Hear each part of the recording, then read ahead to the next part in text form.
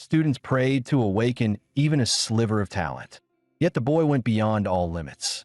That night, he awakened a triple S summoning skill.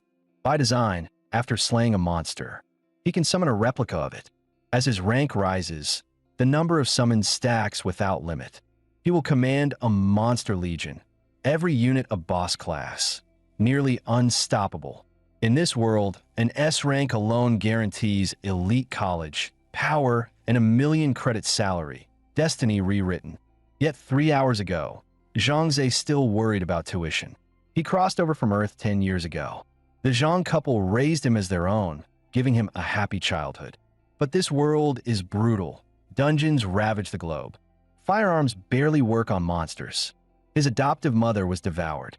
Soon after, his father fell too, leaving one final wish: take care of his only sister. When colossal beasts descended again, the couple died before Zhang Ze and his sister. In that moment, he swore to never coexist with the dungeons. Humanity later learned, power gained in dungeons carries over to the real body. Thus, in the dungeon era, nations formed guilds of the awakened, and the war against monsters began to shift. Later, the Dungeon Association classified talents into 7 tiers, the lowest being D rank and the highest, triple S, a level spoken of only in legends. Human power was also divided into 5 stages. Only 5th stage awakeners could survive within high-tier beast domains. Today was Zhang Ze's 18th birthday, and the moment that would decide his fate inside the dungeon. He stared at the ticking countdown on his wristwatch. Whether he could defy destiny would be decided now. Sparks of lightning burst from the watch, and the gate to the dungeon opened before him. The first thing he saw was a guide sprite hovering in the air. Every first-timer must choose a name and an outfit. Zhang Ze had done his homework, his ID, Raksha, his request, a masked outfit to hide his face in this treacherous realm. The smoke cleared, and the outfit formed around him automatically. Then came the key ritual, the talent awakening. All he had to do was place his hands on the crystal orb. His only hope was for an A rank, enough to support himself and his sister. But the moment his palms touched the sphere, golden light erupted like a supernova. The brilliance devoured the entire space. When it faded, the sprite fell silent. Zhang Ze's eyes filled with tears as he begged for an answer. Yet it wasn't hesitation, it was disbelief. "See, congratulations, you've awakened a triple S summoning skill," she finally whispered. Zhang Ze froze. Triple S? That was supposed to be a myth. S rank alone meant elite academy admission. But triple S, this was divine territory. Even more incredible, his summoning skill could replicate any monster he killed, 1-to-1. At level 1, he could already summon 10 creatures. With growth, that number would expand infinitely. But creating an army wasn't his end goal. If each summon were boss class, he'd become a nightmare itself. Taking a deep breath, Zhang Ze forced himself calm and opened his status screen. It labeled him a beginner, but at least all his stats were normal, except for his mental power slightly higher than average, perhaps because he was a transmigrator. As the awakening ritual ended, the guide sprite slowly faded. Zhang Ze stepped into the first layer of the dungeon, alongside hundreds of other beginners. The instructors of the Dungeon Bureau were responsible for explaining how to enter and leave the dungeon. Some awakened with A-rank talents, instantly becoming the center of attention. Others awakened the lowest D rank, falling to their knees and cursing the heavens for injustice. With a single shout from the instructor, the crowd lined up in order. Remember this, the dungeon isn't a game. If you die here, you die for real. And don't think this place is lawless. Liars and criminals are everywhere. Never trust anyone too easily. You're standing on the altar. To return to reality, this is the only teleport point. Soon it was Zhang Ze's turn. He registered his talent, then moved on to choose a weapon class. Knowing how deceitful people could be, he hid his identity with a mask and claimed to be a weak D rank. The players behind him sneered, "Ha, another bottom feeder." Zhang Ze selected a hardwood longbow as his starter weapon. The instructor warned, "Only the cautious survive here." Once the recruits left, 2 instructors sighed, Every year gets worse, only 3A rank or higher this time. The rookies rushed out, foolishly eager to farm monsters. Meanwhile, Zhangze stayed behind at the training range, practicing relentlessly. He already had a plan to exploit a system bug to tame his first summon. But dozens of arrows missed their mark. He knew that unless his Bao mastery improved, the exploit would fail. There'd be no second chance in real combat. After thousands of shots, his technique improved dramatically. The final arrow whistled through the air and struck dead center. A prompt appeared: Bao mastery, LV.4, accuracy, 80%. Zhangze understood. No matter how extraordinary his talent was, true genius meant working harder than fools. That's enough, he muttered. Time to move out. Let's fill all 10 summon slots. The beginner's guide described 3 monsters on the first floor. Violent rabbits, fast but fragile. Lava turtles, tough but slow. And the floor boss Shadow Wolf, whose Shadow Ren skill delivers 5 rapid strikes and inflicts bleeding. Soon, a lava turtle spawned at the forest gate, sending newbies screaming in panic. Just as it raised a foot to crush them, an arrow came flying, interrupting its move. Hey, over here, Zhangze shouted. Come on, lava turtle, let's play. The creature's aggro bar filled instantly. In the next second, Zhangze turned and sprinted toward the altar. The altar's stone pillars could strike nearby beasts. He planned to use the altar's magic barrier bug to capture his very first summon. Just as Zhangze expected, the lightning that struck the lava turtle didn't kill it outright. It left the beast at critical HP, allowing him to finish it with an arrow. When the turtle's body faded away, a low-grade spirit soul orb dropped to the ground. That meant he'd scored both loot and a personal kill. In the dungeon, soul orbs come in 3 tiers: high, mid, and low. High tier adds +1 stat, mid adds +1, while a low-grade orb like this one adds only +0.1 to spirit, but it's worth 1,000 credits. The real test was next. Could his summoning skill actually work? As Zhangze pressed the summon button, the fallen lava turtle revived before his eyes. He felt an invisible bond form between them, his very first summon. Even as a monster, it obeyed him with absolute loyalty, as if connected by fate. Then, distant screams echoed from the forest. A violent rabbit was battling 3 rookies at once. Worse, a lava turtle lumbered up behind them. Surrounded on both sides, they were doomed. But suddenly, the turtle halted at a voice command. On its shell stood the masked player Raksha, making the 3 freeze in awe and envy. They forgot the danger. The rabbit lunged and smashed one man's face with a single punch. The other 2 drew weapons to fight back. But the rabbit leapt backward, howling into rage mode. It was 3 against 1, until 2 more rabbits joined in from the shadows. The fight was lost before it began. Not far away, Zhangze sensed a new, summonable creature approaching. The 3 rookies bolted for the altar, sprinting faster than the rabbits themselves. When Zhangze turned, he saw not 1, but 3 violent rabbits charging. His blood ran cold. His lava turtle, too slow to retreat, was slammed repeatedly. Tail attack now, he shouted. The tail hammer struck, landing a critical hit, 10 times stronger than his arrows. Smart choice. Picking the turtle as his first summon was genius. But all 3 rabbits now locked onto the turtle. Damn it, I need to distract them, or it'll die, he muttered. The turtle's HP dropped below half, triggering rage mode. Another swing, damage up by 50%. Zhangze seized the moment, killing 1 rabbit. The second was sent flying, and 3 rapid arrows finished it midair. The third punched the turtle's head, dealing massive damage. Zhangze's eyes blazed. You dare hurt my first summon? You're dead. 3 arrows launched at once. Critical hit, but not lethal. At the brink, the lava turtle leveled up, HP doubled, stamina full. Its tail came crashing down, crushing the rabbit instantly. Since a summon's kill counts as its master's, all 3 rabbits dropped spirit soul orbs. A system prompt appeared. Summon 3 violent rabbit replicas? Rise. Zhang Ze commanded. 3 rabbits materialized, identical to the originals. For slots filled, perhaps the floor boss was finally within reach. The next morning, all newcomers received an urgent notice. Every player on the first floor of the dungeon was ordered to gather at the altar. To lead the raid against the floor's boss, the instructor had invited a top-tier female warrior from the 5th layer. She walked in with elegance and grace, her perfect curves outlined beneath a spotless battle suit, her emerald eyes glowing with solemn brilliance. Whispers spread among the crowd. She was none other than Lu Yueying, last year's S-Rank prodigy, admitted directly to Qingdao Martial Academy.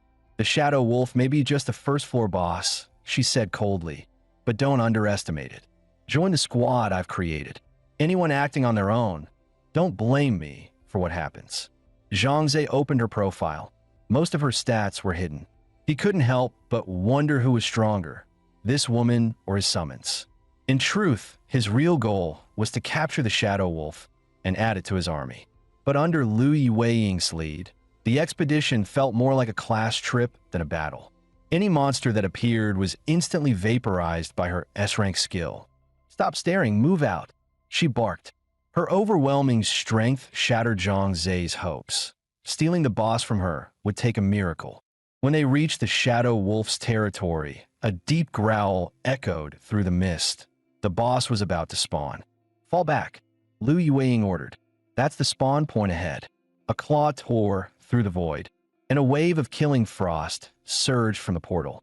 The Shadow Wolf's gaze radiated oppressive might, its mist spreading thick enough to blind everyone. Yet within the fog, Lu Yueying remained calm and composed.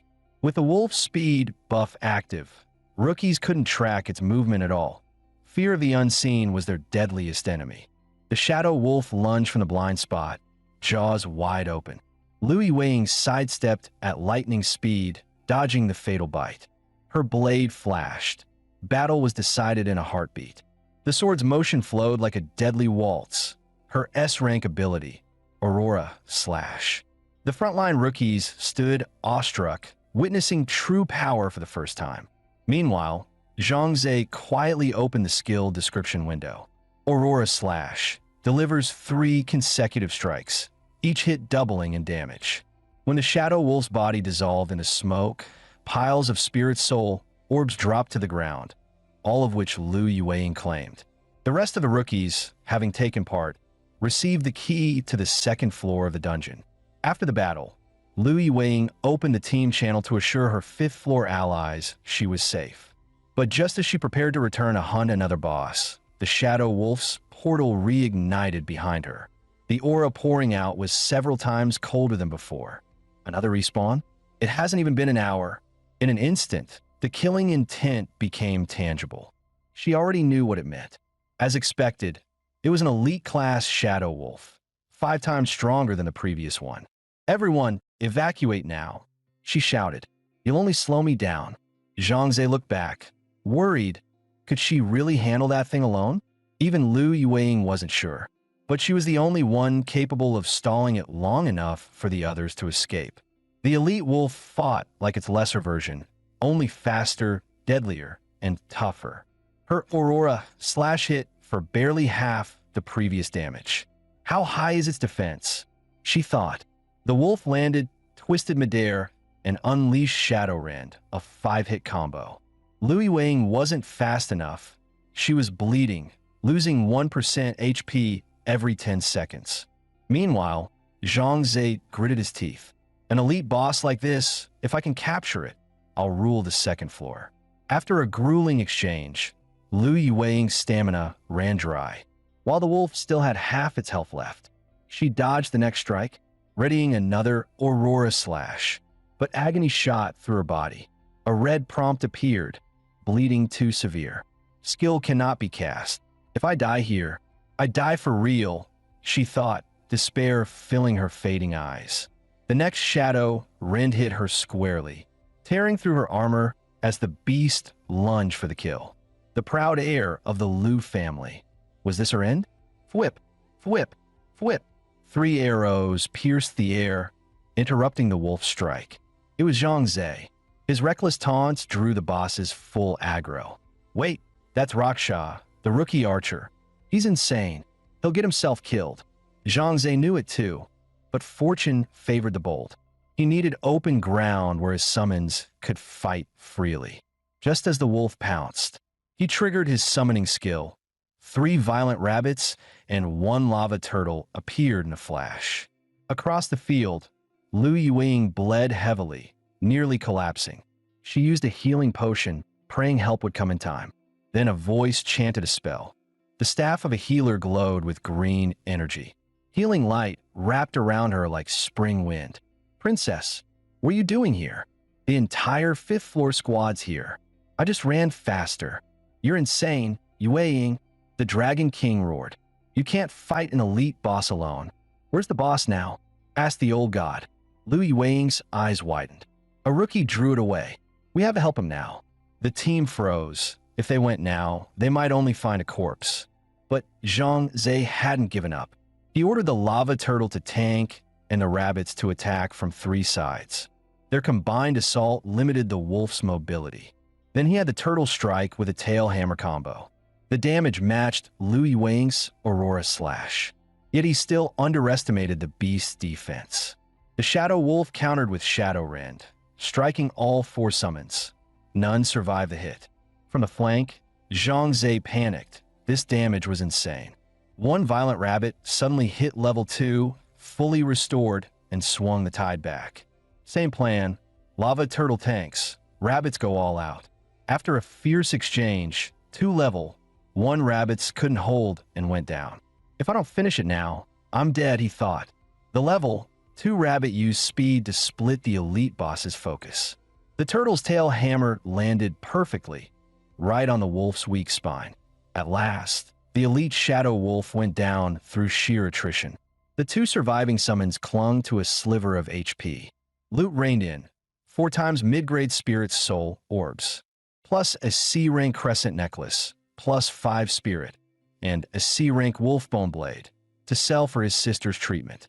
Zhang Ze patted the rabbit that turned the fight. No risk, no reward. Rise, my elite shadow wolf. The summoning circle flared brighter than ever. Status: HP 3000 def, 1500 ATK, 300 plus. On floor 1, that's basically unstoppable. Night had fallen. Time to return. Morning classes awaited. Minutes later, Lu Yueying's squad reached the battlefield, the ground scarred by combat. The Dragon King searched 4 times, no sign of Raksha. Guilt tightened Lu Yueying's voice. I'll see Instructor Lu Wei tomorrow. Raksha must be his student. If something had happened, she would take the blame. Back in reality, Zhang Ze tallied the haul. 61 low-grade and 25 mid-grade orbs. The rest went on the auction site. He tested 1 strength orb first. The guide said stat gains sync to reality. Time to visit the school dojo tomorrow. Next morning, the smell of breakfast woke him. His sister looked worse. He needed the artificial kidney rental money fast. He checked the auction. Everything sold overnight. After fees, 198,000 credits. A few more runs might cover the rental. Bringing breakfast, his sister guessed he'd return late because the awakening wasn't ideal. The little girl tried to comfort him. Bro, we'll figure out the rental. Please don't go back. It's too dangerous. He paused. Tens of thousands. How would she get it? She stayed silent. At the door he said, you focus on school. I'll handle the rental. At class, the awakening boom had everyone buzzing. Li Si groaned to Zhang Sanman. I rolled a trash D rank. I'm doomed. You? Zhang Sin scratched his head. B rank. Li Si exploded, bro. We agreed to be losers together, and you became a genius. Just then, a senior student walked in with a homeroom teacher. One glance at her graceful curves, and Zhang Ze instantly recognized her. Lu Yueying. His classmates whispered, she looks even prettier than she did in the dungeon. Lu Yueying's purpose was clear. She was searching for her savior from last night. Hearing that, Zhang Ze froze and stayed silent. Exposing his 3S rank identity in reality would only invite disaster. In the end, Lu Yueying left in regret, but she was sure Raksha wasn't dead. Everyone in the class was present. The moment she walked out, Zhang Zhe's chubby deskmate blurted, "I know who saved her." Zhang Zhe's heart skipped. "I was wrapped head to toe." "How could he tell?" The boy shrugged. "I just saw his ID, Raksha." Everyone ran away, but he ran back. Zhang Zhe forced a laugh. Maybe he panicked and went the wrong way. The fat guy flushed. "Forget it. I'm partying tonight, taking 2 girls into the dungeon. You in?" When Zhang Zhe said he had work, the boy sighed. "Your sister needs money again." "Huh? If it gets bad, I'll help farm for you." "My ID's handsome fatty." After class, Zhang Zhe headed to the school dojo, partly to test his strength, partly for his janitor's shift. Inside, a group of flatterers cheered. "Bro, how? Your punch hit 507 pounds. That's 7 above Qingda's admission line. And an A-rank talent on top of that." Zheng Hao smiled modestly. "Plenty stronger than me. Goddess Yueying's the real deal. I'd settle for half her power." Zhang Zhe eyed the gauge. 507 pounds. Not bad. He threw his own punch. The numbers froze at 497 pounds. He blinked. "I used to max at 390. One strength orb gave me that much boost." His phone buzzed. A message from his sister. "Bro, I'm studying at a friend's tonight. Don't wait up." He frowned, clearly a lie. What's she hiding? Still, rent came first. That night, Zhang Zhe re-entered the first floor of the dungeon. Opening his summon panel, he admired 10 empty slots, 7 still unused. Before heading to floor 2, he'd better fill them all. In a quiet clearing, he raised his hand. "Come out, my little ones." A smile touched his lips. Just how much fortune could this elite shadow wolf bring him on floor 1? Suddenly, a lava turtle burst from the ground. The elite shadow wolf, with 1500 defense, couldn't resist, charging ahead like lightning. It unleashed Shadow Rend, a 5-hit combo. 3 strikes were all it took to crush the target. Within an hour, Zhang Zhe's army of 7 lava turtles and 2 violent rabbits stood ready.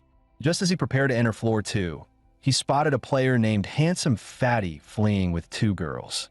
He froze. "That's Wang Yang, my deskmate." Turns out Wang Yang had been showing off inside the dungeon, drawing the attention of real-world criminals. These thugs often use their virtual identities to kidnap wealthy heirs, demanding massive ransoms from their families. Trying to impress the girls, Wang Yang bragged about his mansion and luxury cars, only to fall into their trap. The enemy activated Muddy Swamp, freezing him in place. A sharp axe pressed against his neck. Wang Yang didn't dare move. But he gritted his teeth and refused to give up his family's number. They all say that at first, the thug sneered, "Until we take a hand off." Then whiz, an arrow sliced through the air, nailing the man's wrist. "Who the hell?" He screamed in pain. Zhang Zhe stepped from the shadows, his ID glowing. "Raksha, you scum. Come at me if you've got guts." The thugs roared and boosted their agility, sprinting after him. Good, Zhang Zhe thought. Wang Yang's trapped in the swamp. He's safe for now. If I lure them into the canyon ahead, none of them will get out alive. The only exit lay behind him. "You're dead, kid," one thug snarled. "We'll drain your family dry." Zhang Zhe asked coldly, "If someone dies here, no one outside knows, right?" The leader smirked. "That's right, rookie. No witnesses, no problem." "Good. Thanks for confirming." Zhang Zhe pressed his hand to the ground. "Come out, my little pets. It's showtime." 10 summoning circles lit up surrounding the gang. 7 lava turtles, 2 violent rabbits emerged in formation. The criminals thought they'd stumbled onto a farming zone, never realizing their lives were already his. The next moment, black mist rolled out, swallowing everything in sight. In the fog, a pair of crimson eyes glared, radiating killing intent. The elite shadow wolf emerged, its roar echoing like thunder. "Impossible. How can elite spawn here?" The criminal screamed. Zhang Zhe's voice was calm but cold. "Didn't you say no one would know if someone died here?" Terror struck them all. They bolted like frightened rats, sensing death closing in. The shadow wolf moved like a demon general, its fangs and claws delivering divine judgment on the kidnappers. Any thug who tried to run was smashed back by the lava turtle's tail hammers. The violent rabbits blocked the only exit, cutting off all hope. "You brought this on yourselves," Zhang Zhe said, "and your loot." I'll gladly take it. Among the drops was a rare Berserk rune, granting his summons 100 seconds of rage mode. Nice, he smiled. This'll come in handy. He turned toward the portal leading to floor 2. But someone stopped him. Wang Yang, his desk mate. Raksha, I knew you'd make it. You saved my life. Please, take 1,000,000 as thanks. Zhang Zhe almost choked. 1,000,000? This fatty's loaded. If it weren't for the risk of exposing himself, he'd gladly take it. Forget it. See you around, and stop showing off your money. Wang Yang raised a hand solemnly. From now on, Raksha is my idol. Soon after, Zhang Zhe arrived at the altar of floor 2, a vast underground cavern. Even D-rank mercenaries charged 100k here. Fine, I'll clear it with my summons. According to the dungeon guide, 3 types of monsters lived here. First, vampire bats, low attack but life-stealing. Second, poison spiders, whose webs immobilize players. And third, the boss Devourer Frog, massive, armored, and capable of shockwave, stunning anyone nearby. Looks like floor 2's no joke. The next second, he got caught in a web and instantly understood its danger. If my mental stat weren't higher, I'd be dead already. Playing it safe, he summoned reinforcements. 2 violent rabbits appeared first. The instant they did, webs ensnare them tight. The spiders spat venom in follow-up. The poison wasn't instant. It drained HP over time. His first floor summons couldn't endure that. Zhang Zhe barked the order. All units attack. The full squad charged, smashing through the spiders and finally clearing the area. At first, Zhang Zhe thought trading 2 violent rabbits for 1 poison spider was a huge loss. But when he tried summoning it, he realized its stats were higher than both the rabbit and lava turtle combined. On his way here, he had only seen 2 spiders. He thought the spawn rate was low. The next second, 2 vampire bats dropped from above. Reacting fast, Zhang Zhe summoned the Shadow Wolf King and a lava turtle. Only then realizing, the monsters weren't scarce, just hidden. What followed was pure chaos. During the brawl, he noticed something insane. When the bats were near death, 1 bite restored their HP completely. Focus fire 1 at a time, he muttered. Summoning his poison spider, Zhang Zhe discovered a new tactic. Its venom attack perfectly countered the bat's lifesteal.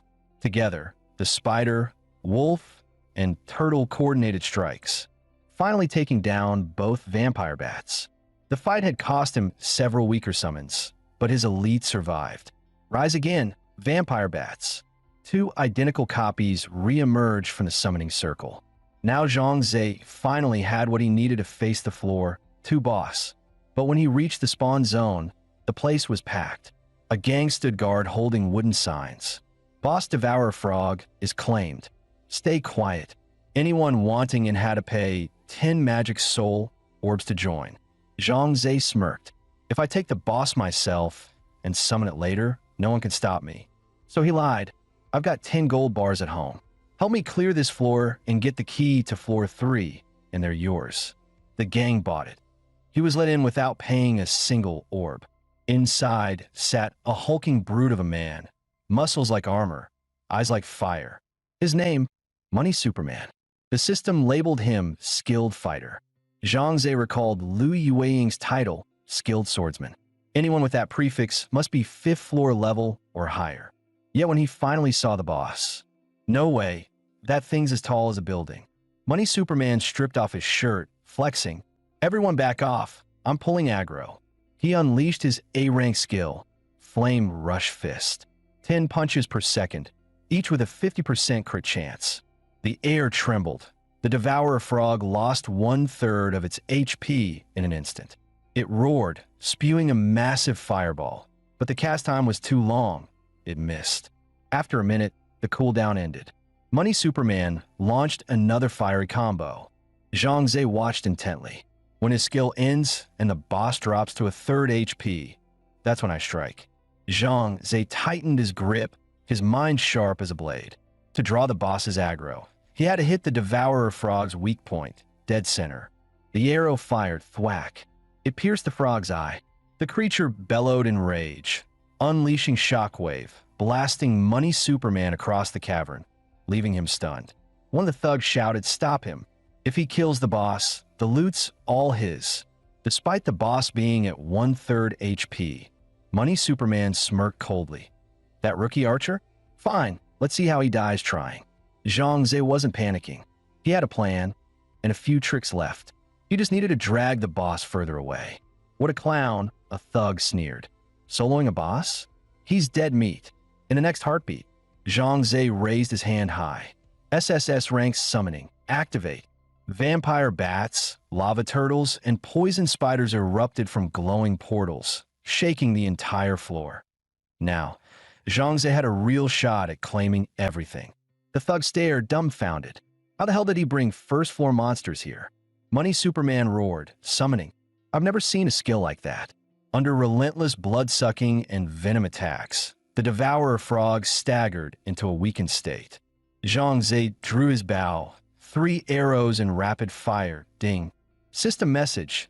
Lord Boss. Devourer Frog defeated. Hundreds of glowing soul orbs exploded across the ground. An unimaginable fortune for any ordinary player. As Zhang Ze gathered them up, Money Superman and his crew surrounded him. "Kid, hand over the loot, or you die here." Zhang Ze didn't flinch. His smirk deepened. He still had 3 cards left to play. Money Superman raised his weapon, ready to strike. Suddenly, a calm voice came from behind the crowd. A player stepped forward, his ID Red Heaven's Net. Zhang Ze recognized it instantly. An inspector from the Dungeon Authority. Low rank, but big power. These guys could report corruption straight to the top. One of the thugs whispered nervously, "Boss, if he exposes the bribes we gave Chief Gao, we're screwed. Maybe we take him out too?" At Money Superman's shout, every thug in the boss room raised their weapons, closing in on Zhang Ze and Heaven's Net. Heaven's Net lifted his staff calmly. "Don't worry, Brother Raksha. I'll protect you." He added under his breath, "My talent's rare. Once this is over, I'll get promoted fast." Then he cast Frost Ray. A burst of freezing light struck hard, dealing heavy magic damage and locking enemies in place for 10 seconds. Money Superman, also an A-rank talent holder, knew what that meant. 60 seconds of cooldown before the next spell. "Attack!" He barked. Lao San lunged forward, swinging his thunderhammer. But the so-called mage reacted like a trained warrior. Heaven's Net kicked, hard, sending the hammer flying. "Did you really think I'm some nerd with glasses?" He sneered. Top graduate of Tongchuan Martial Academy. Hearing more inspectors were on the way, Money Superman gritted his teeth. "Fine, I'll finish this myself." Lao San's eyes flared. He still had his support skill. Magic resistance that a golden aura surrounded Money Superman, boosting his confidence. Heaven's Net unleashed another Frost Ray. Money Superman didn't dodge. It hit squarely, but the glow of resistance absorbed every bit of magic damage. As he charged with Flame Rush Fist, Heaven's Net shouted, "Raksha, run, run." Money Superman laughed darkly. No one leaves alive. His flaming punch exploded forward. Suddenly, a lava turtle burst from beneath the floor, shielding Zhang Ze with its body. From its shell, a hidden poison spider sprang up, shooting webs that bound Money Superman tight. Zhang Ze stepped forward. "Inspector, let us handle the rest." He pressed both palms to the ground. The summoning circle ignited. "Come forth, my trump cards." The Shadow Wolf King emerged in a swirl of black mist. And beside it, resurrected from death, the Devourer Frog roared back to life. The onlookers froze. They thought Zhang Ze could only summon weaklings, but this was on another level entirely. Money Superman's eyes twitched. There was no escape now. "Fine," he growled. "I'll take both of them myself." Zhang Ze raised a hand. The 2 boss monsters howled and charged together. Money Superman used his sharp combat instincts to dodge the Shadow Wolf King's deadly strikes with perfect precision. He countered instantly, unleashing Flame Rush Fist, 10 blows in a second, slamming the Devourer Frog and tearing away 1/3 of its HP. Using smooth footwork, he danced around the frog's long-cast fireballs, avoiding them with ease. The moment his skill cooldown ended, he fired another fiery combo, carving another 1/3 off the boss's health bar. To him, this was routine, just killing the same boss all over again. Zhang Zhe frowned. So this is the kind of monster I'm dealing with. Lao San snorted, "Kid, summon 100 times if you want. My boss has killed that frog more times than you can count." Zhang Zhe's eyes hardened. "Then I'll end this. My final card." He pulled out a talisman from his pocket. Heaven's Net, standing beside him, froze, feeling an ominous chill. Zhang Zhe tossed the rage sigil toward the Shadow Wolf King. "Go wild. Kill them all. I'm tired of the noise." The talisman fused into the wolf's chest. A crimson surge exploded outward. Its eyes turned blood red, glowing like burning coals. Every strand of fur stood on end, roaring its dominance over the battlefield. For the first time, Money Superman felt fear. Real, primal fear. His men trembled. The scent of death filled the air. The wolf's drooling jaws opened wide, its stare full of hunger. Money Superman turned to run, but before he could take a step, his pupils shrank in terror. At Zhang Zhe's command, the Shadow Wolf flashed forward, appearing right before him, its claws slicing through the air. Shadow Rend had evolved. No longer 5 slashes, but 10. Each blow struck twice as hard. Any player below the kill threshold was instantly executed.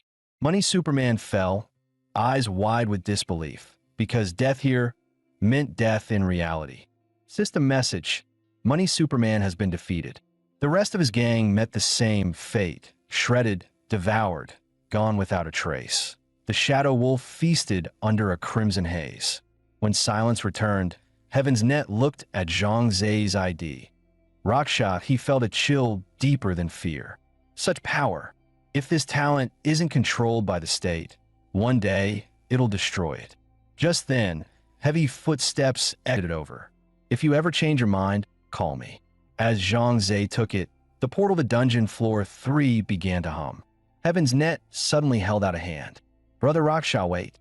No matter how strong you become, never forget you carry Daxia blood. Don't ever betray your country or your people." Zhang Zhe smiled faintly. "Relax. I'm one of Daxia's sons. That's my honor." With that, he stepped into the light of the portal and vanished. He reappeared on a stone altar surrounded by a vast primeval forest. The number of players here was far smaller than before. The dungeon guide listed only goblins, shield bearers, and stone throwers, but no mention of a boss. "So the third floor's monsters have human form now," Zhang Zhe murmured. Checking the time, he realized 8 hours had passed. Time to head back.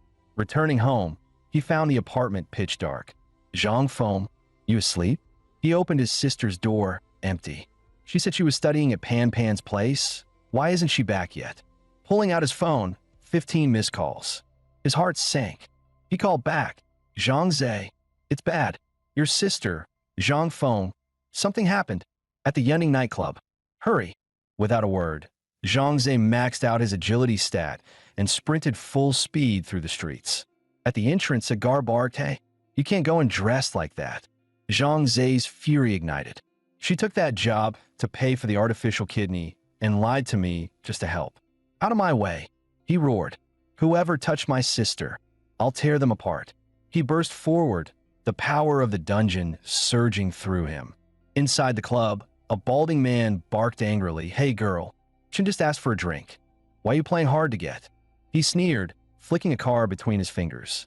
"What, not enough money? Here, 10 grand should make you more obedient."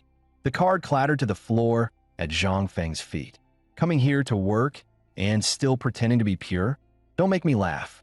Zhang Pan quickly stepped in front of her friend, speaking softly, "Sir, my friend really can't drink. Please, let me take her place." But Wei Zhonghai struck first. His hand cracked across Pan Pan's face, sending her flying. He pointed at Zhang Feng and roared, "If you don't drink with young Master Chun, you're not leaving this room alive." The laughter around them was cut short when the doors slammed open. Zhang Zhe stormed in, fury blazing in his eyes. "Touch my sister," he growled, "and I'll make sure none of you walk out alive." As he reached the bald man, Zhang Zhe didn't strike. Instead, he bent down and picked up the bank card. The man smirked, thinking he'd won. "See? I knew it. Poor folk always bow to cash. Your sister acting innocent? What a joke. Zhang Zhe's expression turned cold. With a flick of his wrist, he hurled the card like a blade. Buy my sister with a card? In your dreams. The golden card sliced through the air, sharp enough to cut flesh. Suddenly, a dark shadow flashed in front of the old man. Fingers snapped shut around the card, stopping it midair. It was Chun Xiao. Chun Xiao's move gave the bald man new courage. He barked, "Get him! Break that punk's legs!" But before anyone could act, the club owner herself stepped out, Sister Jiang. Beautiful, elegant, yet her voice was sharp as steel. "I'd like to see who dares make trouble in my city." Wu Tiancheng folded his arms and sneered. "Sister Jiang, stay out of this. Give me some face. Let's pretend tonight never happened." Jiang's lips curved into a cold smile. "Boss Wu, I've tolerated your arrogance out of business courtesy." Her tone dropped. "I see. But if you dare bully my people again, then crawl back to Jiangbei where you came from." Wu Tiancheng's smile vanished. He pointed at Zhang Feng. "That girl, she's coming with me." Jiang stomped the floor, leaping forward like lightning to block him. But a faster blur shot past. Chun Xiao's fist, blazing with dungeon energy, smashed in her chest and sent her flying. Someone gasped, "That's Chun Xiao, the only S-rank talent Jiangbei's produced in 10 years. Hearing that, Jiang froze, unable to breathe. Wu Tianqing smirked. "Now you see it. This is Jiangbei's power." His guards rushed toward Zhang Feng. But before they could touch her, Zhang Zhe's body vanished into a blur. Less than a second later, every guard stood frozen in place, unable to move. Chen Feng watched the boy with a playful grin. Zhang Zhe stood in front of his sister, his tone sharp. "Let's see who dares to touch my sister." Chen asked with rising interest. "You too, a domain adventurer?" Jiang Jie stared, shocked. "Kid, how high is your agility stat?" "That speed's insane." Chen's agility was already 11, far beyond normal humans. Smirking, he said, "Name's Chun Feng, senior from Longhu High in Jiangbei." "You?" Zhang Zhe calmly replied. "Senior from Tianfeng number 5 High." Zhang Zhe. "Anytime, anywhere."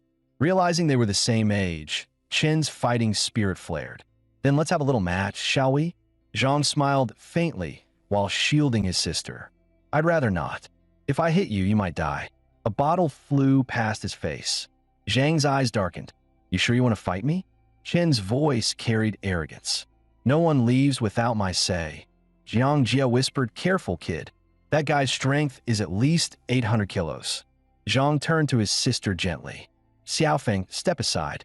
Once I'm done, we'll go home." Chen had searched all over Jiangbei for a worthy rival, but none matched him, until now. With a roar, Chun unleashed his full power, a 1,000-kilogram punch that shook the air. Zhang didn't back down. He moved like lightning, relying on speed to counter brute force. Zhang Zhe's punch landed with 800 kilograms of force, enough to push Chun Feng back a single step. "Too bad, Zhang Zhe," Chen sneered. "That's all you've got?" But Chen didn't realize those blows were just feints. Zhang Zhe was saving his real speed for the kill. To him, Chen was nothing more than a brute relying on raw power. In the next instant, Zhang Zhe countered precisely, his punch vibrating through Chen's arm, leaving it numb. The 3 women watching were stunned. The polite young man turned out to be hiding such power. "What's wrong, Chen Feng?" Zhang asked calmly. "Can't lift your arm anymore?" Chen gritted his teeth. 3 months from now, at the National Martial Exam, I'll get into Qingda Academy, and I'll make you beg for mercy. Zhang chuckled. "Funny. Maybe we'll be classmates. Come find me then." The simple comeback shattered Chen's pride. He turned and left the club in shame. As Zhang Zhe prepared to leave with his sister, Boss Lady Zhang called out, "Hey, little brother, if you don't mind, come upstairs. Let's have a little talk." The siblings had just reached the 2nd floor. The boss lady served a few appetizers, then slid a check for 50,000 across the table, her way of saying thanks. That amount alone could cover his sister's artificial kidney rent for a whole year. Combined with the domain loot, they'd be fine for 2 years. Zhang Jie spoke frankly. "Zhang Zhe, I saw myself today. That man's had issues with Wu Tianqing and his Tianxing group. That's why he sent Chun Feng to cause trouble here. This money is just my gratitude for your help." Zhang Zhe nodded. Understood. If Wu Qiansheng causes problems again, just call me. If there's nothing else, I'll take my sister home. Outside, his sister apologized softly. I'm sorry, but Sister Zhang's really kind. The pay's good too. Zhang Zhe frowned. I don't care how much she pays. You're not coming back here. She giggled despite his anger. But, brother, you were so cool when you fought. Zhang Zhe sighed, patting her head. Cool, huh? Go to bed. You've got school tomorrow. The next day, as soon as class ended, his desk mate Wang Yang ran up crying. Bro, I almost didn't make it out alive. If it weren't for Lord Raksha, I'd be dead by now. Lord Raksha, his ultimate idol. What he didn't know was that Raksha had been right beside him all along. Just then, a senior blocked Zhang Zhe's path.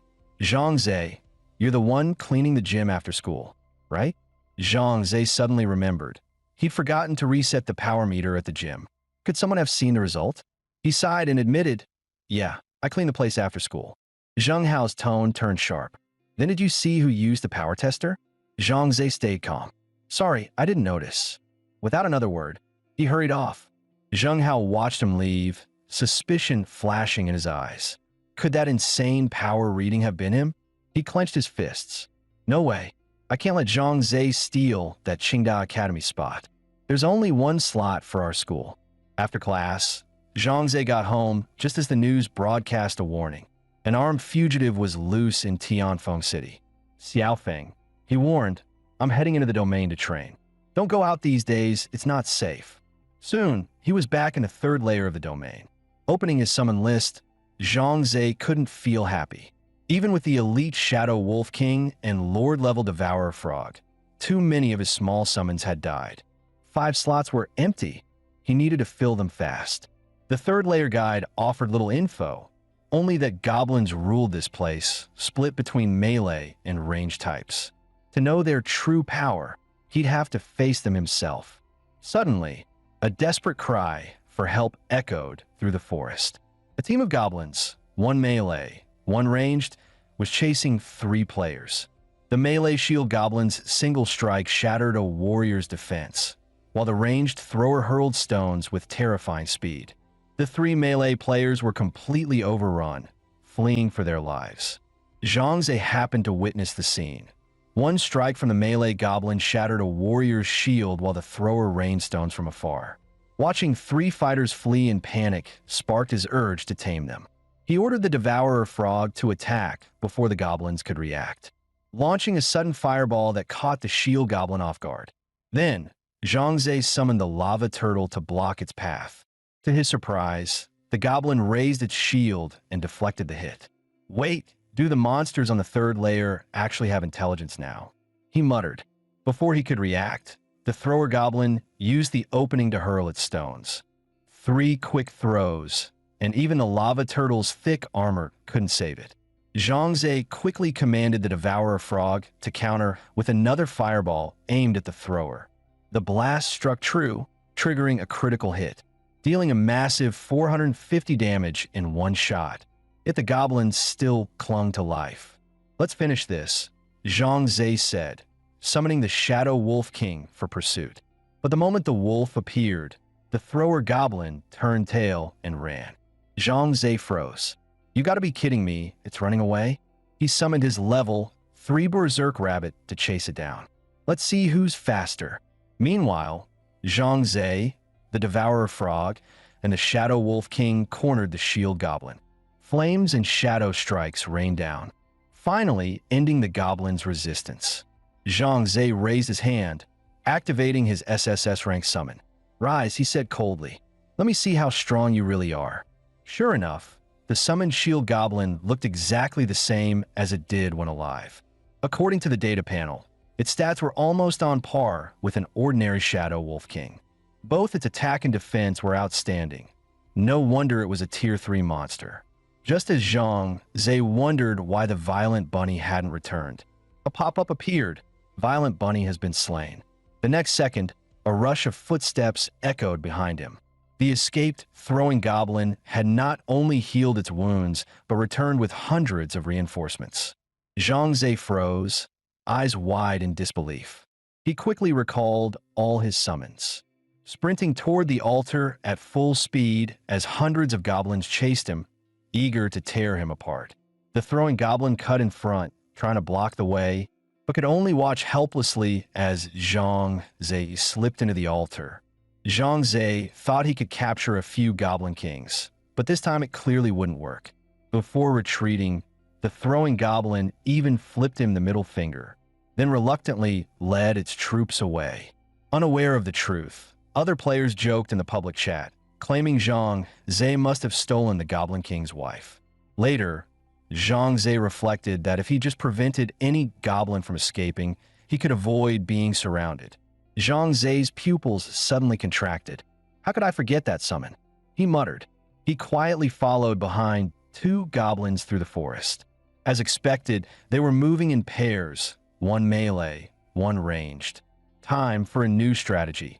Zhang Ze summoned the Lava Turtle and Shield Goblin to tank the hits, while the Devourer Frog and Shadow Wolf launched a surprise strike from the shadows. Once the Shield Goblin was taken down, the Throwing Goblin would always drop to low HP, and the moment it did, it would try to run for reinforcements. That's when his secret weapon came into play, the Poison Spider. Its web trap made escape impossible. Leading his summons forward, Zhang Ze taunted, "So you run, call your buddies, and even flip me off? Fine. No skills, just normal attacks. Beat this bastard to death slowly."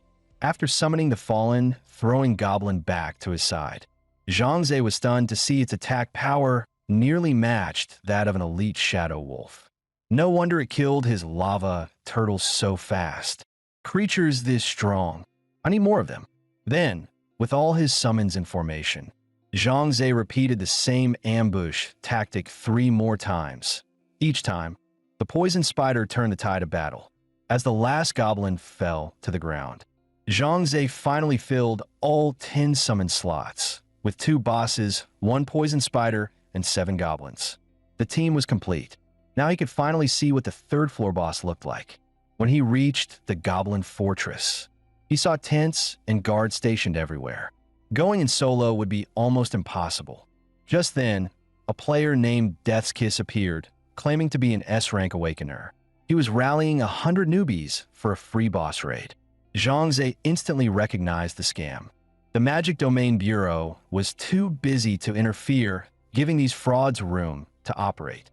Feeling pity for the gullible rookies, Zhang Ze watched as Death's Kiss approached him. "Hey, Archer bro, want to join? It's totally free. All drops go to whoever lands the kill." Zhang Ze politely declined, choosing to move alone, unaware that this choice just saved his life. He slipped toward the weakest point of the fortress wall. "Come on, my pets," he shouted, summoning all 10 creatures. "Let's carve a bloody path." With his summons covering him, Zhang Ze pushed deep into the outer camp, using the Devourer Frog's wide area attack. He looted piles of magic soul orbs. The drop rate here was insanely high. According to the map, the boss's tent was just ahead. But before he could advance, screams echoed from inside. The Goblin Warlord was slaughtering everyone. Players cried for help, but one by one they fell. Only 10 survivors remained, completely surrounded. Zhang Ze squinted. Weren't those the rookies from the 100-man raid? And where was their so-called S-Rank leader? Moments later, the Goblin boss crushed the last of them, its guttural laughter filling the tent.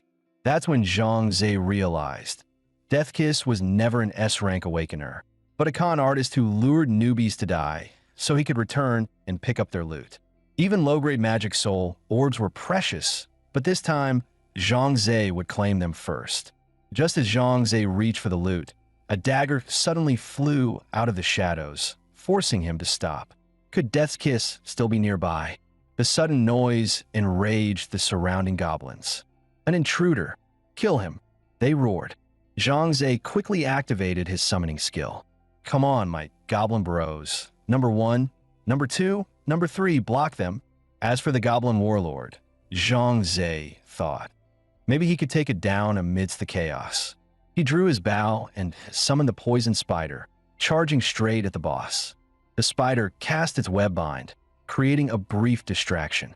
Zhang Zhe then summoned shield goblins 4 and 5 to launch a flanking strike. But the goblin warlord roared, "Insects! All of you are insects!" A single whirlwind slash instantly killed both goblins. Gritting his teeth, Zhang Zhe summoned the Devourer Frog and 2 throwing goblins. All ranged units, fire everything you've got. A storm of projectiles filled the air, but the boss blocked with dual blades, cutting the damage in half. Damn it, Zhang Zhe cursed. Apart from the frog's fireball, every physical attack was useless. Meanwhile, stray, throwing goblins were still attacking from behind, and his shield goblins were barely standing. He hesitated. Should he retreat and cut his losses? Suddenly, a dagger glowing with death energy pierced through the air. Ugh! The blade stabbed deep into his chest. Zhang Zhe stumbled back, bleeding. How the hell did he get past the barrier? Could it be that the bastard had been hiding here all along? Deathkiss licked his blade and grinned. Still alive after my backstab? Impressive. My skill, stealth, keeps me invisible as long as I don't attack or get hit. But thanks to you, I lost my soul orbs, he sneered. So now you die. Zhang Zhe was now surrounded on all sides. Even his last melee goblin was slain by the boss. His HP was flashing red. One more hit and it was over. Then an idea flashed in his mind. A perfect 2 birds, 1 stone plan. While Deathkiss was still gloating, Zhang Zhe summoned his poison spider, the web shooting point blank and landing perfectly. But Deathkiss only laughed. You think binding me will save you? The boss isn't even aggroed on me. Zhang Zhe grinned broadly. I never planned to run. Stealth once again. With both blades raised like a guillotine, he struck down, ending Deathkiss's lifetime of cruelty. Before dying, the man hissed through blood, "Even dead, I'll make you suffer." His soul shattered, his body falling beneath the goblin warlord's blade. In the magic domain, death means real death. He brought this upon himself. No mercy needed. Zhang Zhe then activated his summoning skill, releasing all remaining summons and preparing a new strategy to face the boss. Among the loot from Death's Kiss were dozens of soul orbs and a strange pair of white silk gloves. Equipping them granted an additional 50 points of attack power. Zhang Zhe knocked an arrow and fire to test it. Even with the extra power, his shot couldn't pierce the boss's monstrous physical defense. He sighed, awkwardly muttering, "Well, that's embarrassing." The boss let out an enraged roar, unleashing its skill, Whirlwind Slash. The terrifying slash unleashed a sweeping physical blast across the area. Both sword-wielding goblins were instantly taken out. Just as the goblin commander's strike was about to land on Zhang Zhe, the poison spider's web shot out and wrapped around the goblin's ankle, causing the deadly swing to miss right in front of his face. The spider fired another web, binding the goblin commander for a full 10 seconds. During those 10 seconds, every ranged summon poured out their strongest attacks. 2 blades were no match for the storm of assaults. A faint smile of victory curved at the corner of Zhang Zhe's lips. Under the relentless flames of the fire-swallowing frog's magic, the goblin commander's HP dropped to near zero. Only 9% left. One last wave would finish the fight. But suddenly, the web restraint snapped apart with brute force. Still, the next fireball had already reached the boss, growing huge in his eyes. There was nowhere to run. The explosion shook the entire dungeon. The goblin commander's health bar was finally wiped out by the summons. After countless hardships, Zhang Zhe, with his SSS grade summoning art, cleared the 3rd layer of the demon realm all by himself. In the next second, the boss's throne suddenly cracked open. Zhang Zhe hadn't expected that the portal to the 4th layer of the demon realm would be hidden here, and defeating the boss dropped a massive haul of soul orbs. As expected of a boss, even high-grade soul orbs came along for the ride. With a smirk, Zhang Zhe activated his summoning skill. Stop pretending to be dead. Get up. The 3rd floor boss, the goblin commander, reappeared with exactly the same stats as when he was alive. Of course, facing Zhang Zhe now, it didn't dare show any anger. Every cell in its body trembled in submission. Zhang Zhe patted the commander's head with a grin. "From now on, you're one of my crew."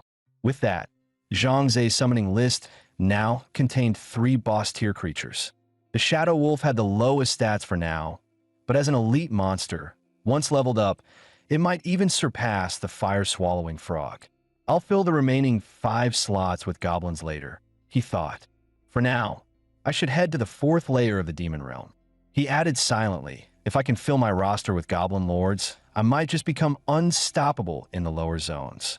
But just as Zhang Ze was about to step into the teleportation gate, 5 assassins suddenly appear behind him, shouting for him to drop his weapon and surrender immediately.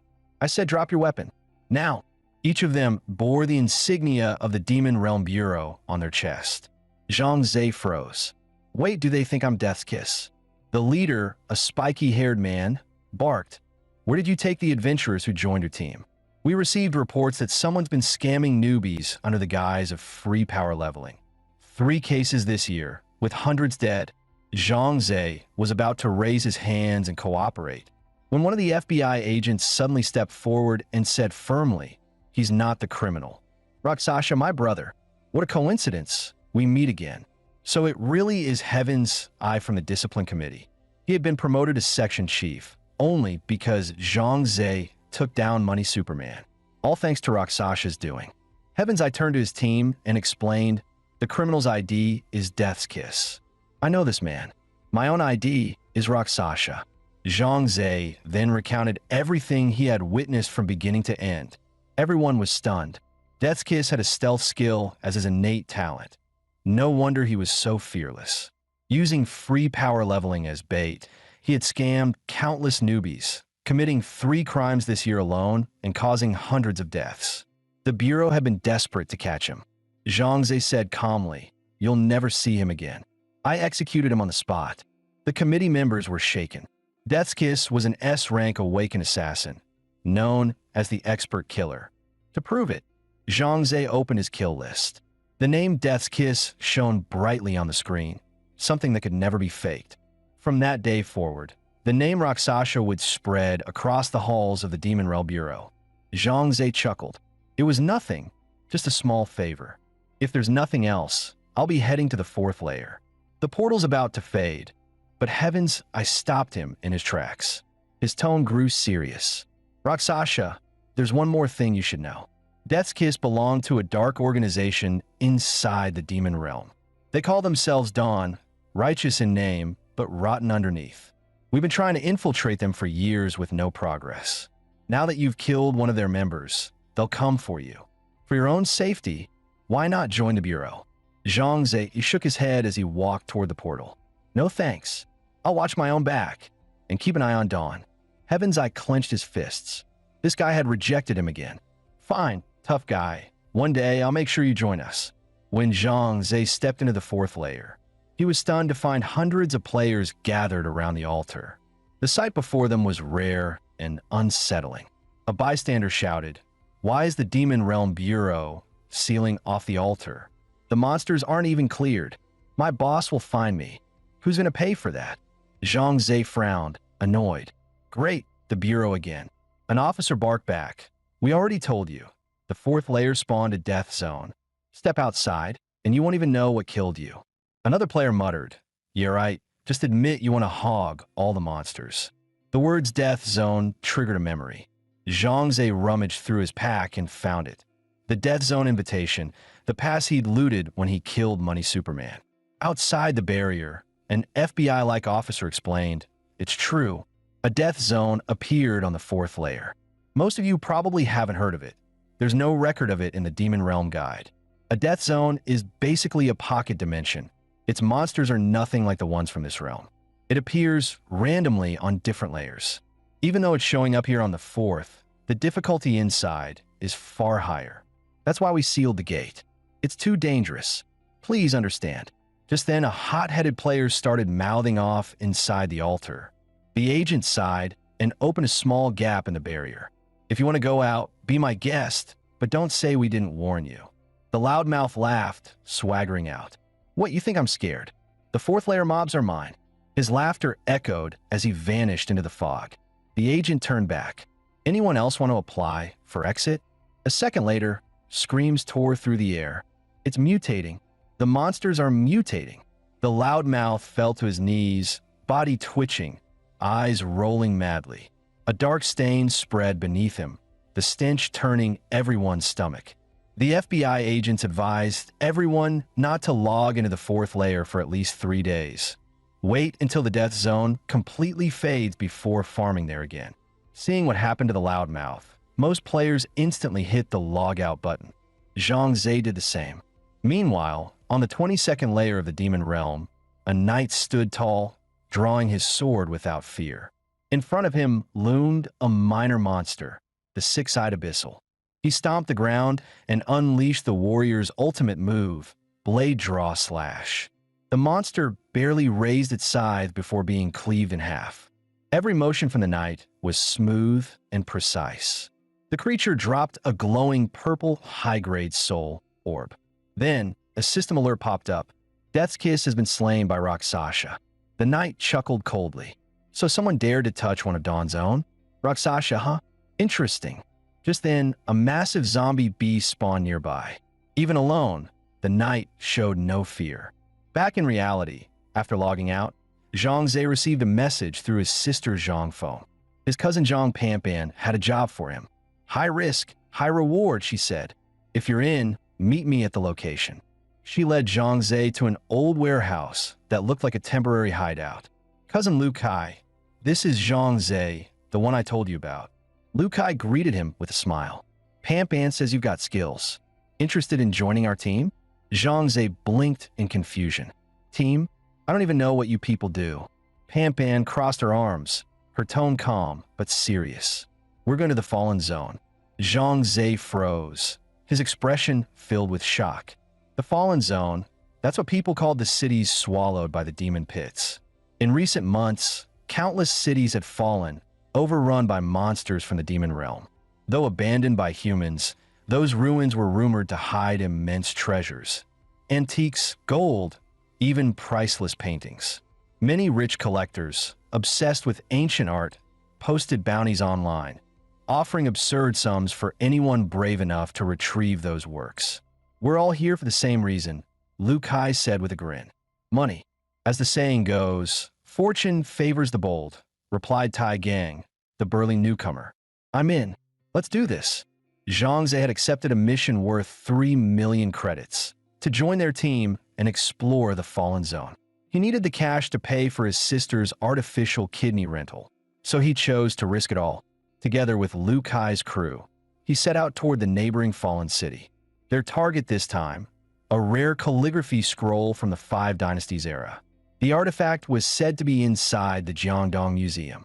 Before departure, Zhang Zhe absorbed most of his soul orbs, hoping the new power boost might save his life if things went south. Strength, 14. Agility, 15, he murmured. If I run into any pit monsters, I should be able to hold my own now. Cities turned into fallen zones were surrounded by 1,000-foot walls, built to contain the creatures. Those ruins had long been declared forbidden to mankind. When Zhang Zhe and his team scaled the wall, the devastated cityscape spread before them, silent and lifeless. Lu Kai patted Zhang Ze's shoulder. You're Pompon's friend. Stick close to me and make sure I stay alive. The five entered the dead city. The path was eerily smooth, no monsters in sight. Old 8 muttered to Lu Kai, once this job's done, ditch the rookie. Dead weight's just trouble. According to the map, the ruins ahead were once the Jiangbei Museum. The main gate was buried in rubble. Luckily, one of the locals on the team knew the area well. Guided by memory, he found a hidden side entrance still intact. Old 8 cracked his knuckles, his demonic power flaring. Step aside. With a thunderous boom, the pile of rocks exploded under his fist. Old 8's got 12 points in strength, Lu Kai explained. He's the strongest among us. Zhang Zhe sneered inwardly. 12? I'm an archer, and I've already hit 15. That's when they realized, somehow, their 5-man team had become 4. They had expected monsters lurking in the dark corners. Yet when they entered the gallery filled with ancient scrolls and antiques, the room was eerily empty. The boating on the Spring River scroll? Nah, that's not it. What about this one? Zhang Zhe asked. Gift to Prince Jun. Is this the right piece? Liu Kai pulled out his phone, comparing the photo carefully. Yeah, that's the one, he grinned. 3 million credits, right in front of us. They gently stored the scroll inside the pack. Just as they began eyeing a few more paintings to grab, Zhang Zhe froze. Tai Gang was gone, vanished without a sound. Everyone out, Liu Kai barked. This place is crawling with danger. Get out while we still can. None of them noticed the pair of glowing crimson eyes watching from the ceiling. A faint rustling sound caught Zhang Zhe's ear. He turned sharply. Boom! The ceiling exploded, dust raining down like ash. Liu Kai's pupils contracted. Shit, a monster! We actually found one. And it's a second-tier beast. None of them were even first-tier humans. Still, Old 8 charged forward, roaring. The monster moved faster than thought. With a sickening crack, both of Old 8's arms were shattered. His 12 points of strength meant nothing before the creature's power. The beast grew fiercer with every strike, its fangs bared, its roar echoing through the hall, a death sentence for every human in its path. Zhang Zhe's head buzzed, his thoughts racing. He quickly pulled out a dead chicken from his pack, something he prepared just in case.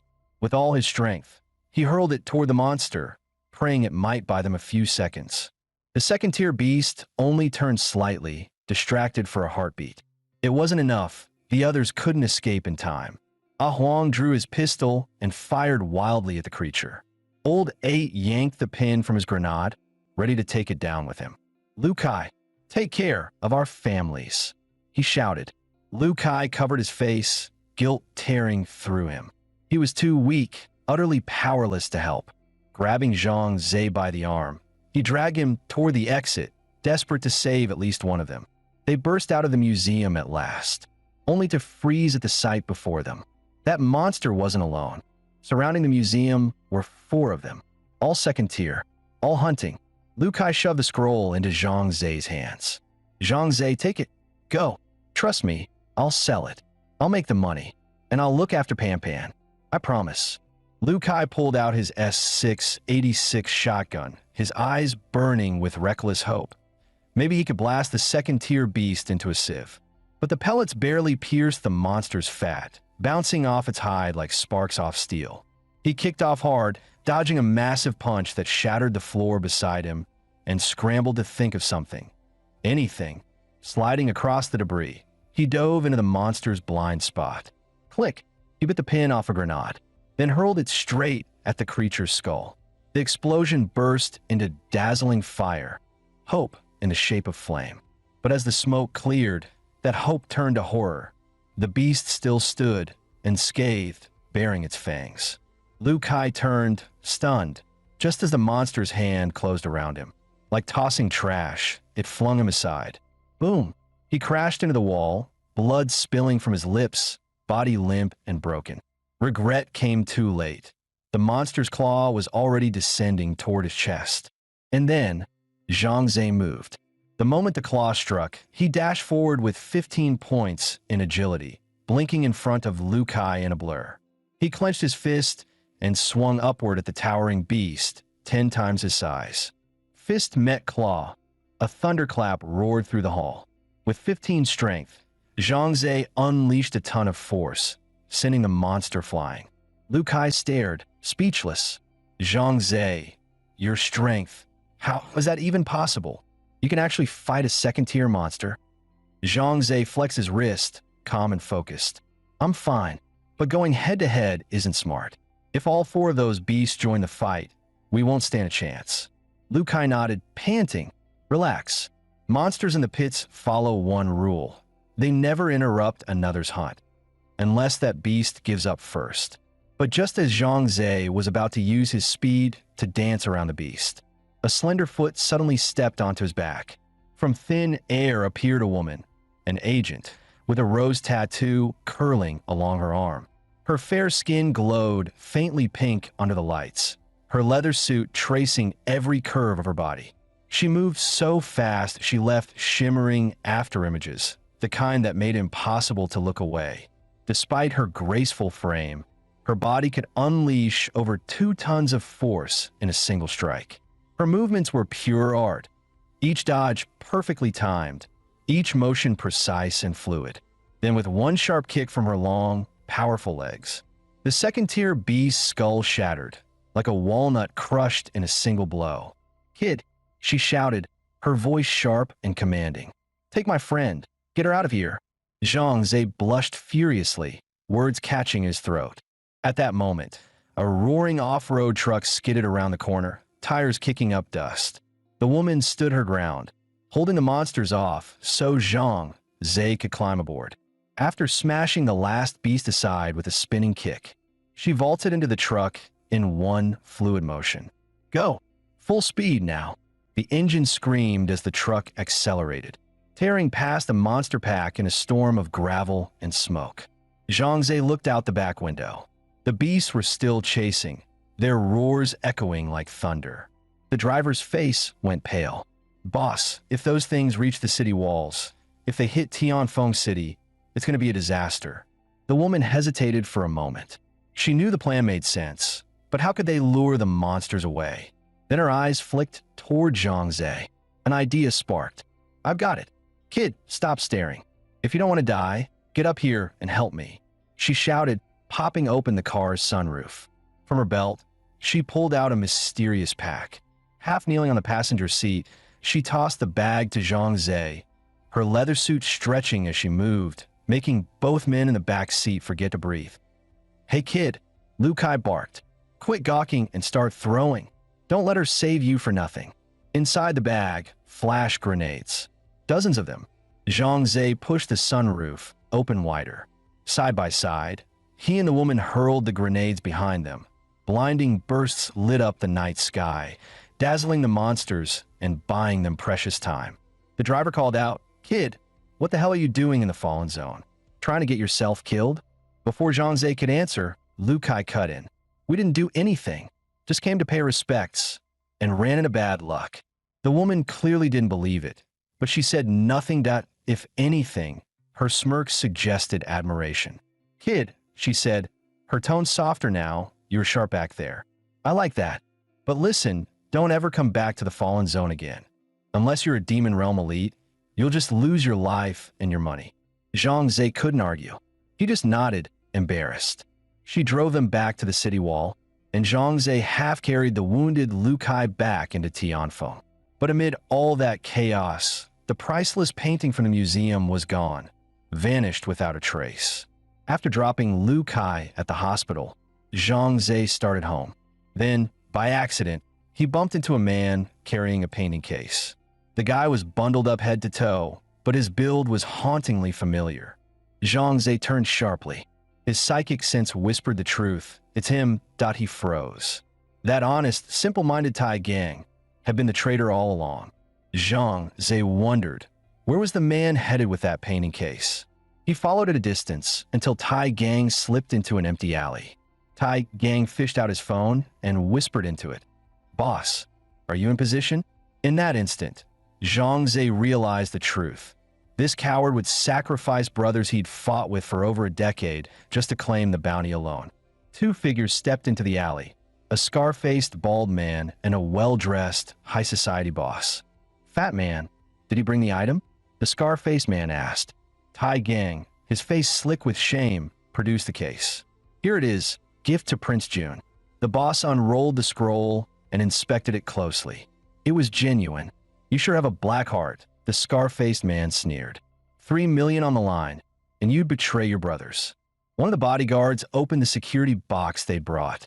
3 million in cash lay quietly inside. Tai Gang grabbed the money without hesitation. Survival first, morals later. Then, click, a gun was cocked.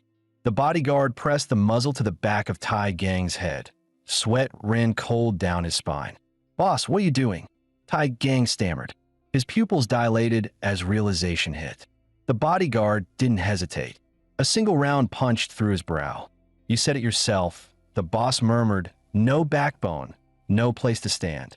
He pocketed the 3 million, grinning down at the corpse. Traitors like him deserve to die. With that, he hoisted the painting and the cash and strode off. Zhang Ze almost spat out his soy milk at the sight before him. He hadn't gauged the bodyguard's strength yet, so striking now would be suicide. Revenge could wait. Getting stronger in the demon realm came first. For now, he forced himself to head home. His sister greeted him with a warm smile, and for a moment, his restless heart found peace. Then, click, the neighbor's door burst open. Zhang Zhe froze. That scarred face wasn't it the same bodyguard who killed Tai Gang? Hey there, kid. You must be Zhang Feng's brother, right? Zhang Zhe's pulse spiked, but he smiled through it. Hello, sir. Thanks for the apples. Funny, I don't remember anyone living here before. The scarred man chuckled, extending his hand. Just moved in recently. Zhang Feng chirped, Uncle, come have dinner with us tonight. Her brother immediately stopped her. Sorry, sir. Zhang Zhe said quickly, I'm exhausted today. Let me treat you properly another time. He ushered his sister inside, closing the door fast. Every instinct screamed danger. That neighbor was no ordinary man. Zhang Zhe paced the room, unsettled. He's hiding something. I can feel it. Feng, stay here. Don't open the door, he ordered. Then he slipped out the window, landing quietly on the neighbor's balcony. White powder spread on the floor to catch footprints. But with 15 agility, Zhang Zhe easily avoided leaving a trace. Who sets traps like this unless he's hiding something big? He crouched and peeked under the bed. There, a cardboard box. Inside lay a demon realm license, name Huang Hanfei, the same fugitive reported in the news days ago. Shit. Zhang Zhe gritted his teeth, adrenaline spiking. This guy's a damn high-risk criminal. Suddenly, click, the door swung open. Crap. He had no time to run. A shadow stepped in. Come out, a low voice said. I know you're here. Zhang Zhe tensed. If he was discovered, it was fight or die. Huang Hanfei drew his pistol slowly, loading a round with chilling calm. Zhang Ze's heartbeat thundered in his ears. Then, 3 seconds before 8 p.m., his wristwatch beeped. Beep, beep. The alarm he'd set for the demon realm's daily opening time blared through the silence. The moment the alarm went off, a crimson light flared in the old man's eyes. Kid, you just gave yourself away. Huang Hanfei roared, pulling the trigger. The bullet sliced through the air, but before it could hit, Zhang Ze's wristwatch erupted in blinding light. The transmission surge flooded the entire room. Damn it. Huang kicked the bed frame hard. Lucky bastard, he snarled. Got teleported into the demon realm, right before the bullet hit. Then came that twisted laugh. Sharp, cruel. Run all you want, boy. I'll be right here, waiting. Let's see how long you can hide in that cursed world. Zhang Ze, now standing in the void of the demon realm, knew exactly what he was up against. 12 hours. That's all the time he had before being sent back. 12 hours to get stronger or die the moment I return. He opened his interface. Without hesitation, layer 4. A flash of light, and he landed on the altar once again. But the place was still packed with players. The dead zone hadn't vanished. Time itself seemed stretched. If I can't leave the altar, how am I supposed to grow stronger? He muttered. 2 nearby players caught his ear. To end the dead zone, someone's got to kill the final boss inside. Yeah, right? Tons of elites have gone in. None came out. You need an invitation to even enter. Zhang Ze checked his inventory, and there it was. No turning back now, he whispered. Entering the dead zone is my only chance. The first 3 layers cleared. No more rewards. The 4th sealed off, and back in reality, a demon realm enforcer waiting to kill him. He pressed yes without a moment's hesitation. The invitation glowed, trembling with cold blue light, a one-time use. As the 3-second countdown ended, a surge of deathly mist rose around him, swallowing him whole. The dead zone, an isolated world beyond both reality and the demon realm. Legends say it might even be one of the origins of the abyss itself. Anyone holding a dead zone invitation, no matter their nation or continent, would be pulled into this place. Suddenly, a soft, slender hand rested gently on Zhang Ze's shoulder. What a coincidence. Didn't expect to meet a familiar face here. It was Lu Yueying.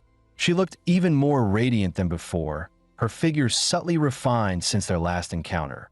Rasha, she smiled, you have no idea how long I've been looking for you. You saved my life back on the 1st floor of the demon realm. I've been wanting to repay that favor, but you vanished. A tall warrior beside her, carrying a massive sword, eyed Zhang Zhe up and down. Not bad, kid. A hero at your age. Seeing Yue Ying again, Zhang Zhe finally relaxed a little. At least here, in this nightmare of a place, he wasn't alone. He waved it off. It was nothing, just a small thing. The warrior, whose ID read Stormslayer, turned out to be Yue Ying's sixth uncle, and the young player behind them, ID Midsummer Dream, was her cousin Xiao Tian. The uncle grinned. You got guts, kid. Most wouldn't step into the dead zone alone. This place isn't like the demon realm, he went on. It's crawling with horrors and rival adventurers from all over the world. They'll kill each other for a single drop of loot. I'm an excellent tier adventurer, the man added. Rasha, why not join us? Consider it a favor repaid for Yue Ying's sake. Zhang Zhe's eyes narrowed slightly. He remembered the rankings from the Demon Codex. Novice, Solar, Skilled, Excellent, Powerful, Transcendent, the titled tier, the pinnacle of known strength. With an ally this strong offering help, Zhang Zhe had no reason to refuse. Thank you, sixth uncle. It's my first time in the dead zone. I'll be counting on your guidance. Seeing Rasha officially join, Lu Yue couldn't help the small smile tugging at her lips. All right, uncle said. Everyone, share talent skills. We'll need tight coordination ahead. But before anyone could start, a beast burst out of the trees. Uncle's eyes gleamed. Perfect time for a demo. My talent, Shock Burst. I can imbue any weapon with kinetic energy. On hit, the target's knocked back 10 steps and paralyzed for 30 seconds. Next, Yue Ying's cousin, Midsummer Dream, spoke up. Mine's illusion. I can project a target's image for 1 hour. Works on humans or monsters alike, but illusions can't fight. Yue Ying followed. You see mine, Light Slash. She turned to Zhang Zhe.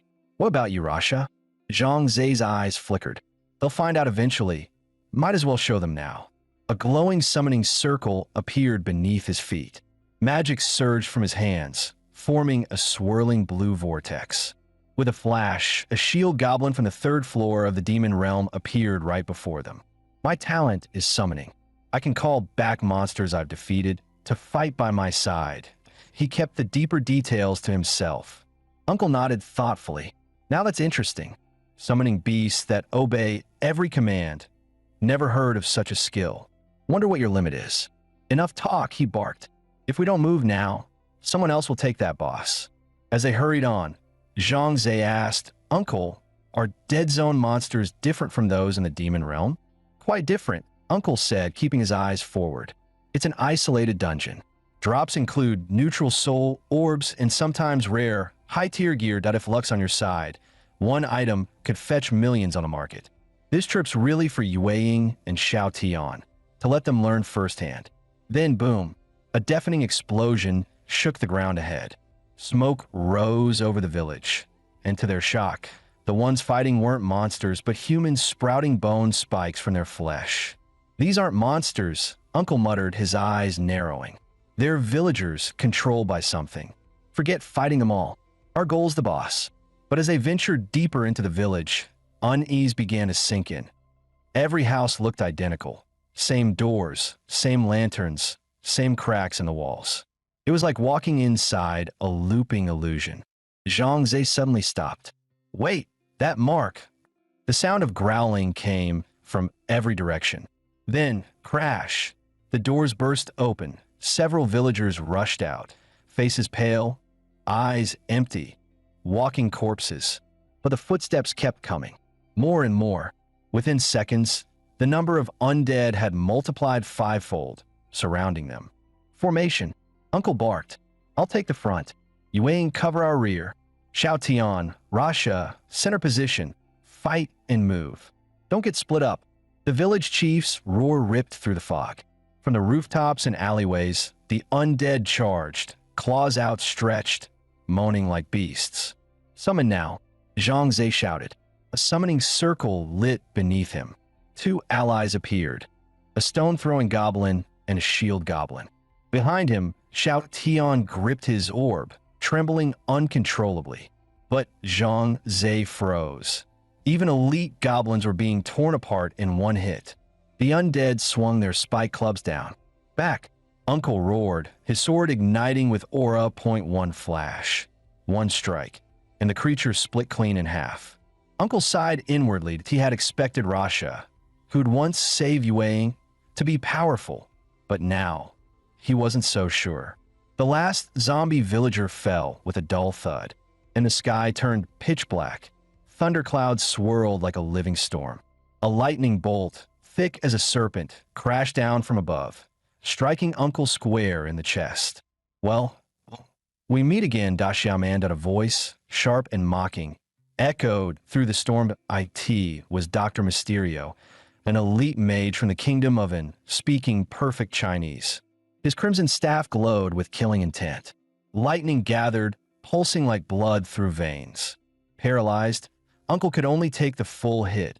A surge of red thunder blasting him backward. Boom! A blinding explosion. That single strike, enough to kill most excellent tier players outright. Uncle staggered, body scorched, still refusing to fall.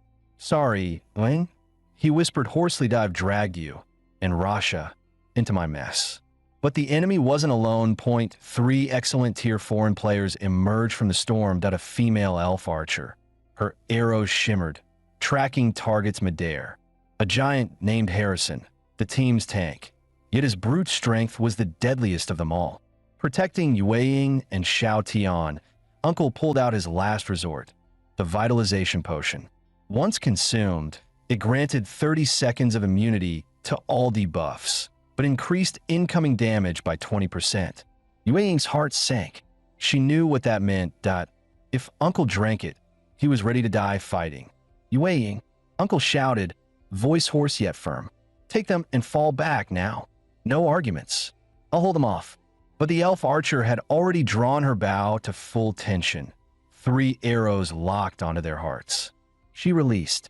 Whoosh, whoosh, whoosh. The arrows curved midair, tracking their targets like guided missiles. Light slash, activate. Yueying swung her sword, slicing twin arcs of light. 2 arrows shattered into sparks, but the third struck true. Thud! It pierced her shoulder, just shy of her heart. Gritting her teeth, she ripped it out, blood streaming down her arm. Only one way to end this. Zhang Zhe realized that if they killed the Dead Zone's final boss, the domain itself would collapse, and then Kingdom players would be forced out. He opened his summon list. Only 3 bosses remained from earlier layers, and 2 low-tier goblins. Yueying's voice trembled as she explained, 6th Uncle's grudge with those foreign awakeners. It's about Dead Zone loot. The place opens dozens of times each decade. Riches beyond belief, but every fortune breeds blood. Then, a deep rumbling. All 3 turned at once. From the center of the village, a chained, blood-drenched giant staggered forth. One hand gripped a scythe. The other, a cleaver dripping red.it, was the Death Butcher, the final boss of the Dead Zone. Xiao Tian's knees nearly buckled. We just escaped the grave, and now this. We're trapped between hells. Behind them, foreign elites closing in. Ahead, an S-rank monstrosity. Zhang Zhe raised his crossbow, eyes sharp. "Fine," he muttered.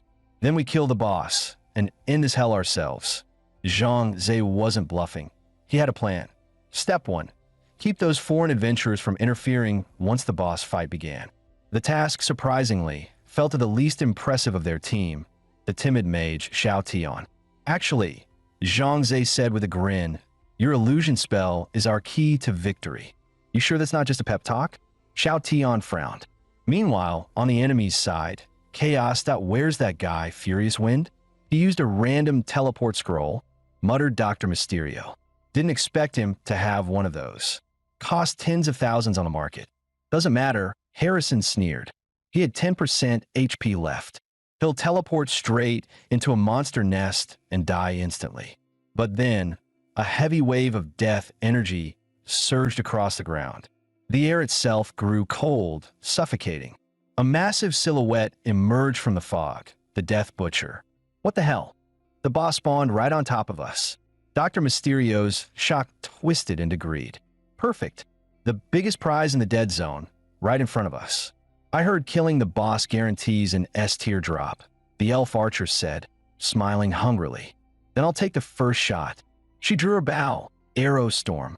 Thousands of arrows rained down and passed clean through the monster without leaving a mark. Let's see it tank this. Dr. Mysterio raised his staff. Thunderfire burst.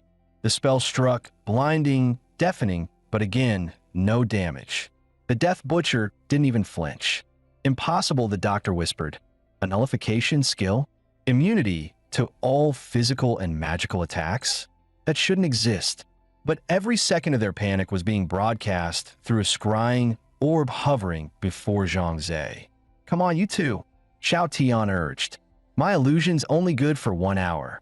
Zhang Zhe finally stopped holding back. Summoning art, full release. He roared. Blue sigils lit up beneath his feet as every boss from floors 1 to 3 appeared around him. The ground trembled. Magic surged like a storm. Yue Ying's eyes widened in disbelief. You can summon bosses? Then, his elite summon, Shadow Wolf King, suddenly leveled up to Tier 2, its aura sharpened. Its speed nearly doubled. Perfect, Zhang Zhe muttered. Now we have a real shot. All summons, attack formation, Shadow Wolf, Goblin Commander, frontline. The wolf dashed forward like a black streak. Use your speed to keep it pinned, Zhang Zhe ordered. But as the wolf's claws raked across its chest, the Death Butcher spoke. You feel it, don't you? The scent of death. Its side swung. Boom. A direct hit. 380 critical damage. Zhang Zhe's heart sank. That one exchange told him everything. This boss was on a whole different level. It can speak our language? That meant intelligence. Awareness. Strategy. Yue Ying, now. She leapt forward, blade blazing with holy light.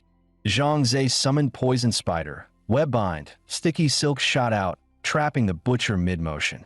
For the first time, it stopped moving. Got you. Yue Ying slashed downward. Light slash, triple strike. 3 strikes landed fast, but only shallow wounds marked its skin.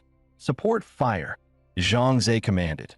Swallow Frog launched flame breath, while goblins hurled stones and fireballs. Explosions rocked the field, then the webs broke. The butcher's eyes turned crimson.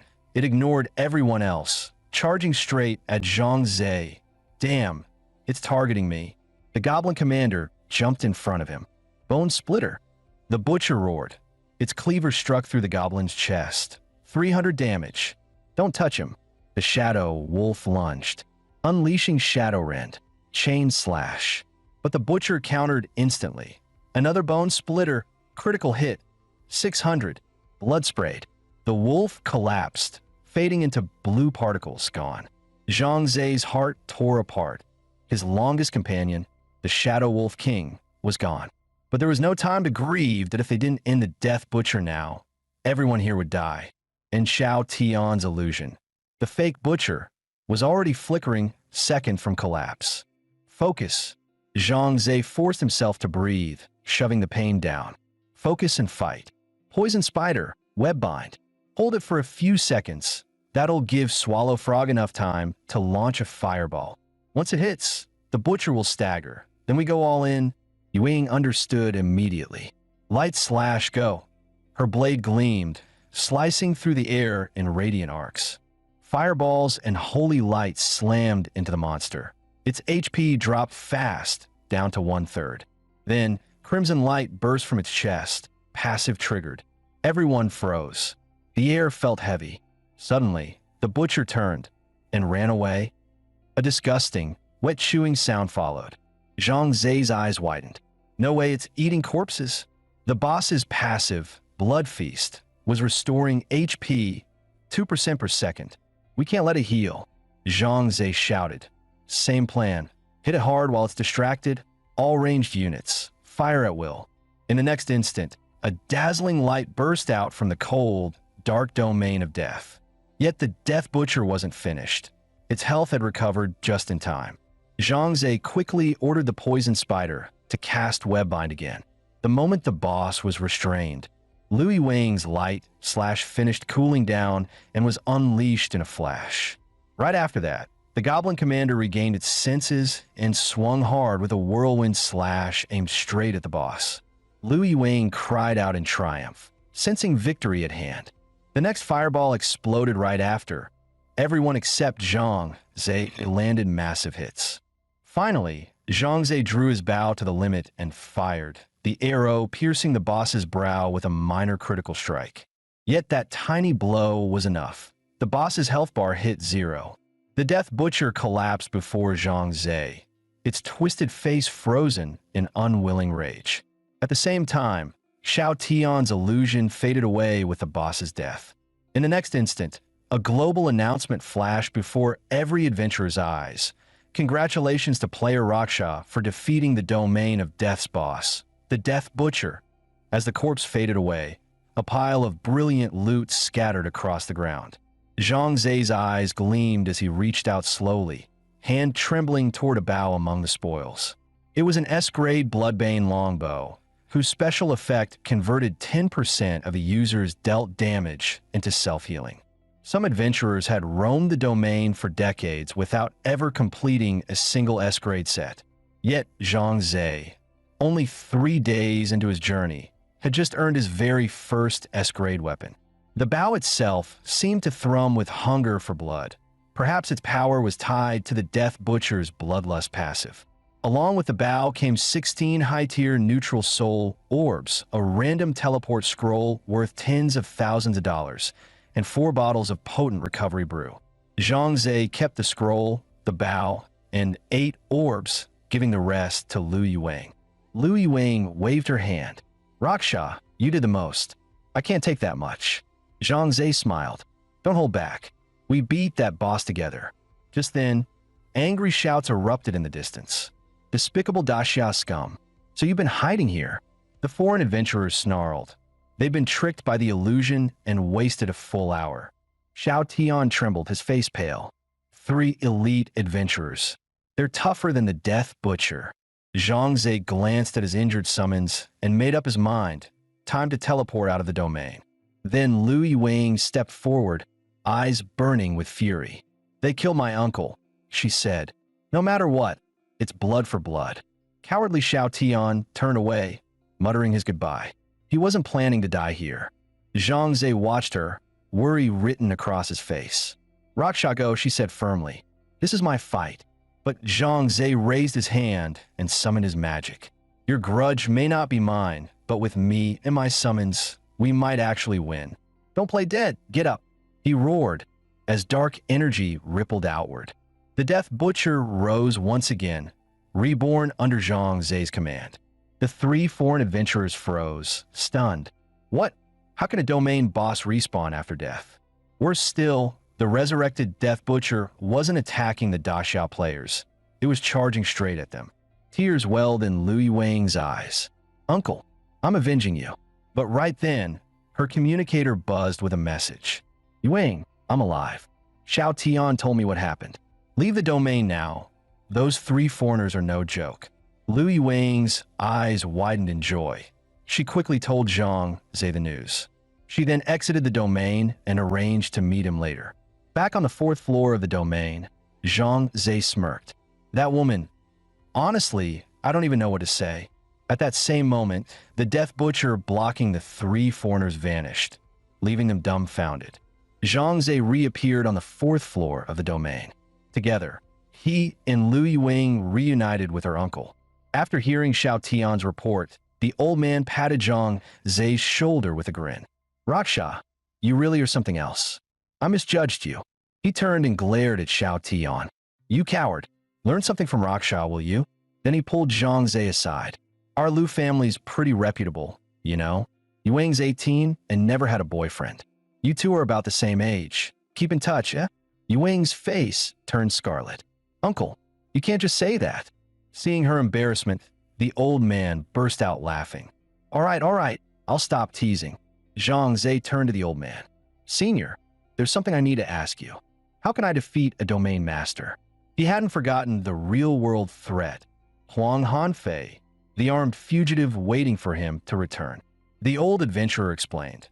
"To take down a first-tier domain wielder, you must understand how their stats are built. Normally, passing the first-tier exam just means hitting the required 4 attribute threshold. But most pros specialize. They pour everything into one stat. So if you want to win, figure out which stat he's best at. After logging out, Zhang Zhe realized his fugitive neighbor was nowhere to be found. A chill ran down his spine. He sprinted back home. As expected, the fugitive was sitting beside his sister, smiling coldly. Zhang Zhe froze. "Brother, help me," his sister whimpered. Huang Hanfei's twisted grin deepened. "Kid, you and your sister saw my face. You know the cops are hunting me, right?" Zhang Zhe frowned. "What do you want?" The man pressed a knife to his sister's throat. "If you call the police, we die together." His intent was sickeningly clear. He wanted to harvest their organs for the black market. Suddenly, there was a sharp knock at the door. Huang Hanfei flinched, eyes blazing. He pressed the knife harder. "Don't play games with me, boy." Zhang Zhe's heart pounded. "That can't be my teacher. I just sent him a text." He opened the door slowly. "It was just a delivery man with takeout that I didn't order anything," Zhang Zhe said flatly. "Please leave." The delivery girl glanced inside. "But the address is right. How could it be wrong?" Zhang Zhe snapped and slapped the box from her hands. "I said I didn't order anything. Get lost." He slammed the door shut, ignoring her persistent knocking. As the girl turned away, a sly smile crept across her face. So Huang Hanfei really is here. Her 1.5 million Korean won's bounty was as good as hers. Inside, Huang Hanfei pressed a knife against Zhang Feng's neck. "You're taking me out of here," he ordered coldly. The three of them reached a car he'd prepared in advance. Suddenly, a throwing knife cut through the air, nicking his shoulder but missing the kill. "You said you didn't call the cops." He snarled. The delivery girl now stood in tactical gear, smirking. "Go ahead, kill the hostage. Makes my job easier." Huang Hanfei's eyes widened. He knew that tone. A bounty hunter. Without hesitation, she hurled 3 more blades straight at him, ignoring the hostage. "Are you insane?" Zhang Zhe shouted. "You'll hit my sister." He leapt forward, blocking the blades before they reached her. Using his 26-point agility, he grabbed his sister and pulled her back in a blur. Without a hostage, Huang Hanfei began to panic. The bounty hunter stared, astonished. "You that fast?" Zhang Zhe's voice thundered. "You hurt my sister, and I'll kill you where you stand." "Maybe don't let her stand in front of the perp, then." The girl snapped back. Huang Hanfei's smirk returned. "Didn't want to start a bloodbath, but since you insist, fine." His eyes flared crimson, psychic energy bursting outward. The shockwave hit like a hammer. The girl dropped unconscious. Idiot. She dumped all her stats into agility. Her spirit must have been garbage. He crushed her mind in seconds. Zhang Zhe quickly realized it. As a first-tier domain wielder, Huang Hanfei had poured everything in his spirit power. Perfect. He burst forward, his speed breaking past 1,000 meters per second. Huang Hanfei barely had time to cock his pistol. In the next instant, Zhang Zhe's punch, carrying a ton of force, shattered his lower ribs. Just as Huang tried to pull the trigger, Zhang Zhe struck faster than the bullet, smashing his cheekbone to pieces. "So you focused on spirit, huh? That explains your weak defense. If you'd shot first, I might have been done for." With Huang Hanfei down, the police arrived right on cue. His teacher, Lu Wei, rushed over and scolded him. "I told you not to fight. We were seconds away. That man had 7 murders on record." Zhang Zhe feigned innocence. "Sorry, Teacher Lu. I didn't check my phone." A police officer stepped in. "Come on, sir. Don't be too hard on him. The kid's a hero now." Not wanting to reveal his strength, Zhang Zhe explained lightly that the bounty hunter had helped him rescue his sister. The officers recognized her instantly. Shun Mingdai, the reckless bounty hunter. Yeah, technically a domain wielder herself. Helped us catch plenty of fugitives and caused just as much trouble. As they loaded her into the ambulance, one officer said, "Kid, don't forget your reward, 1.5 million yen. You and her split it 50-50. Hearing that he'd get 750,000 Korean wons, Zhang Zhe couldn't stop grinning. With that, plus the money he'd earned in the domain, he could finally pay for his sister's artificial kidney lease. That night at 8 p.m., he logged back into the 4th layer of the domain. The death zone was gone, completely wiped out. With the Death Butcher slain, the summoning lineup had a huge gap now. Monsters on the 4th layer were mostly pig heads and birdmen. The final boss, the Minotaur Commander. From the name alone, you could tell this one hits hard. Zhang Ze went solo again, stepping into the desolate forest alone. Suddenly, a pighead lunged out of the brush. Zhang Ze instantly activated his SSS-Rank summon. Death Butcher and Goblin Chief appeared, his two strongest summons. Time to test the Butcher's new power. Even with the Goblin Chief blocking, the pighead still dealt massive damage. Looks like the boss here is going to be a real monster, he muttered. But Death Butcher didn't disappoint. One swing, two pigheads down. Just as Zhang Ze thought he ruled the fourth layer, a birdman swooped down for a surprise attack. Its claws slashed toward him, but Zhang Ze was faster. Much faster. He pulled out his S-rank weapon, the Bloodbane Bow. Perfect. Let's see what you're worth. The arrow flew, but the birdman dodged easily, staying just out of range. Furious, Zhang Ze summoned the Devourer Frog. Blow it up now. 3 blazing fireballs shot into the sky, painting it blood red with nowhere to hide. The birdman was consumed by the fiery bombardment, falling in ashes. After an hour of non-stop hunting, Zhang Ze sighed in relief. Thankfully, the birdmen and pigheads didn't have high defense. He activated his SSS-Rank summon again, calling back the fallen birdmen and pigheads. Finally, all 10 summon slots were filled. Next up, the boss of the fourth layer. On his way there, Zhang Ze suddenly heard a girl screaming for help. Up ahead, a burly brute was chasing a bunny-eared girl, yelling threats as he swung his weapon. The girl spotted Zhang Ze, her savior, and immediately clung to his leg. Big brother, she helped me with what you asked. I can't just leave her. Zhang Ze frowned. What did I ask you to do? But before he could get an answer, the girl ran off. A system message popped up. Moonlight Bunny has stolen 3 mid-tier soul orbs from your inventory. Zhang Ze finally realized her innate skill, light-fingered theft, which allows her to steal random items. Then a thought struck him. What if she used it on a boss? For now, he had a bigger problem. She not only stole from him, but also framed him as the culprit behind it all. A player named Irritable Dragon King challenged him to a PK duel without a word. In the next instant, Zhang Ze summoned the second layer bosses, Devourer Frog and Poison Spider. Dragon King froze in shock, thinking the game had bugged out. Then the searing heat of a 1,000-degree fireball hit him squarely, and he finally realized it wasn't a glitch. This kid's talent was Summoner, Venom Tyrant. Dragon King pulled out a vial of Berserk Potion. A thick, metallic scent of blood burst from his body, just as he lunged toward Zhang Ze. The Goblin Warlord, boss of Layer 3, appeared out of nowhere. Dragon King froze in shock. But Zhang Ze's summoning wasn't over yet. In the next instant, the Death Butcher, final boss of the Dead Domain, appeared, blocking his escape with a massive cleaver. Facing the 2 kind-faced monsters, Dragon King dropped his club, sat on the ground, and surrendered. I flipped him the finger. He still had the nerve to whine that I should stop summoning so many bosses and fight him like a man. Zhang Ze chuckled. It's my talent skill. If I can't use it, how am I supposed to fight you? Dragon King bawled like a kid, claiming I'd teamed up with that bunny girl to trick him. Zhang Ze opened the notification window. See for yourself. She stole from me too. Realizing it was a misunderstanding, Dragon King broke into a sweat and apologized. Bro, sorry man, my bad. Zhang Ze thought to himself, this guy's simple-minded, but at least he admits when he's wrong. That honest grin of Dragon King's won Zhang Ze over.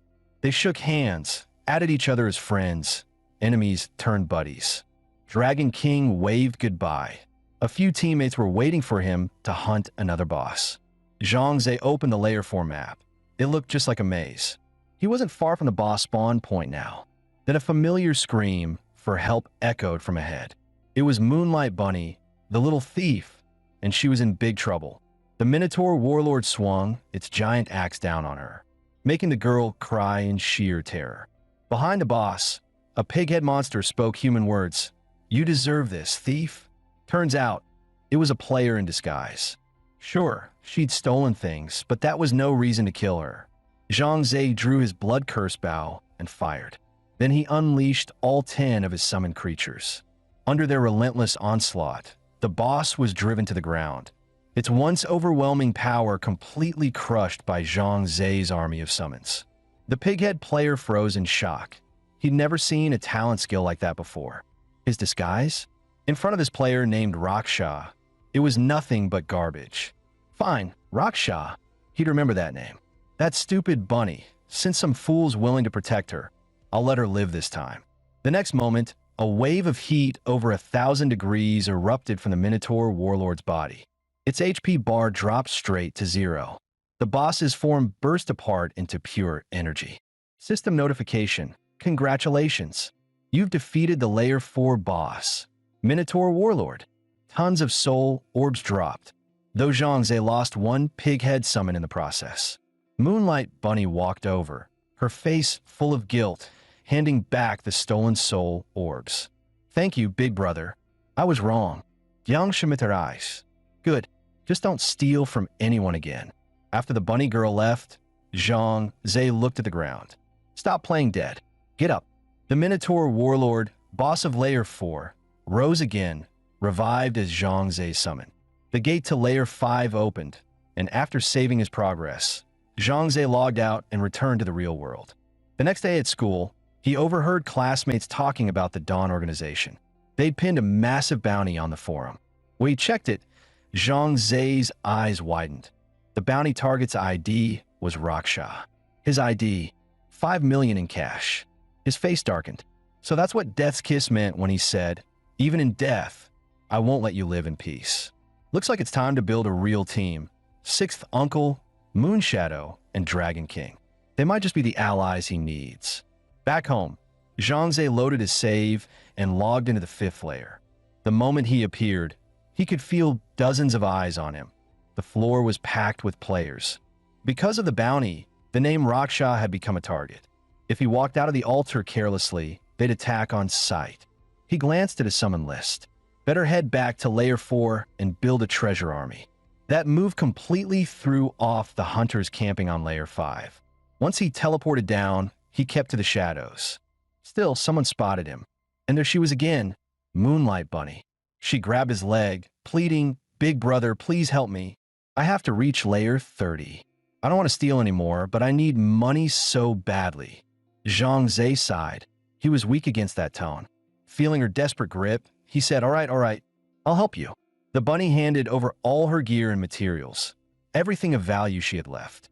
Zhang Zai shook his head. Keep it. I'll take you as far as I can. System notification. Moonlight Bunny has joined your party. At that moment, Zhang Zai suddenly had an idea. Little bunny, your innate skill lets you steal items from players. What would happen if you used it on the boss? Little bunny's eyes lit up. How had she never thought of that before? But Zhang Zai then asked curiously, by the way, Bunny, what are you doing on the 30th floor? She replied softly that she was looking for her father. He went to the 30th floor of the demon domain and never came back. Zhang Zai sighed inwardly. Most likely, her father had already been killed by monsters. After all, in the demon domain, everyone could only stay online for up to 12 hours a day. When the two finally reached the boss spawn point, they saw a raiding party being completely wiped out by the Minotaur Lord. Without hesitation, Zhang Zai cast his summoning spell, and all 9 of his summoned beasts appeared at once. Zhang Zai told Little Bunny, I'll hold it off in a moment. When the time comes, use Pickpocket on the Minotaur Lord and see what happens. The Butcher of Death charged forward, landing a massive critical hit. Meanwhile, the Devouring Frog kept attacking from range, while the Goblin Chief spun into a whirlwind melee assault. Just as the boss's HP hit the red zone, it unleashed its skill, Bull Rush.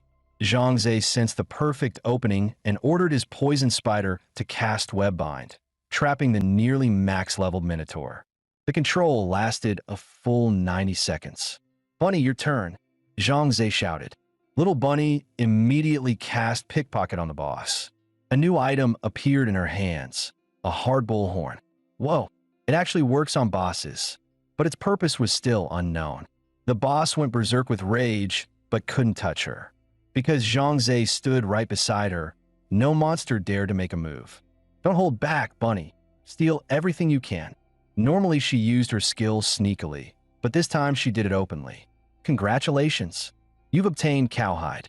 Zhangze searched the Demon Domain Guide for a long time, but found no record of what these materials were used for. If its materials are all stolen, then it's worthless now. Finally, the Butcher of Death landed the killing blow, granting Zhangze a new boss tier summon. After confirming that Bunny's pickpocket could steal materials from bosses, Zhangze's next goal was clear: head to the 3rd floor of the Demon Domain to expand his army of summons. So Zhangze returned to the 3rd floor, using the Goblin Chief boss to fill every available summoning slot except the boss slot itself. Among Zhangze's summons, the boss-type creatures were the strongest. He only had 4 of them, but they made up nearly 60% of his total power.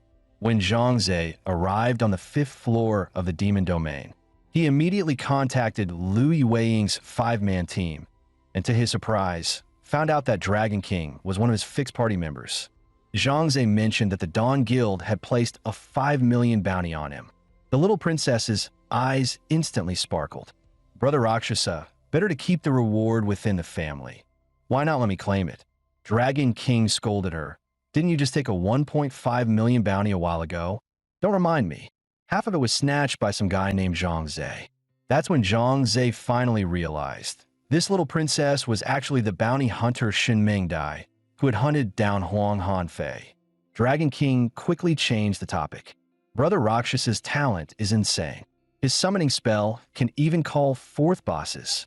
The mage named One Autumn Leaf gasped in shock. A summoning skill that can call bosses? That's at least double S rank. There are fewer than 500 S ranks across all of Dacia. Zhangze didn't deny it, but decided to keep the truth that his talent was triple S secret for now. Little Bunny exclaimed in delight. No wonder I wanted to cling to Brother Rakshasa the moment I saw him. Then Rakshasa made a request. If we're teaming up, Moonlight Bunny comes with us. She doesn't need loot, just to clear. The money-loving little princess immediately protested. At least pay her a service fee, right? To ease the tension, Giant God volunteered to cover all of Bunny's compensation. Liu Wing told Zhangze, don't take it personally. The princess may love money, but she's our only support, and a skilled one.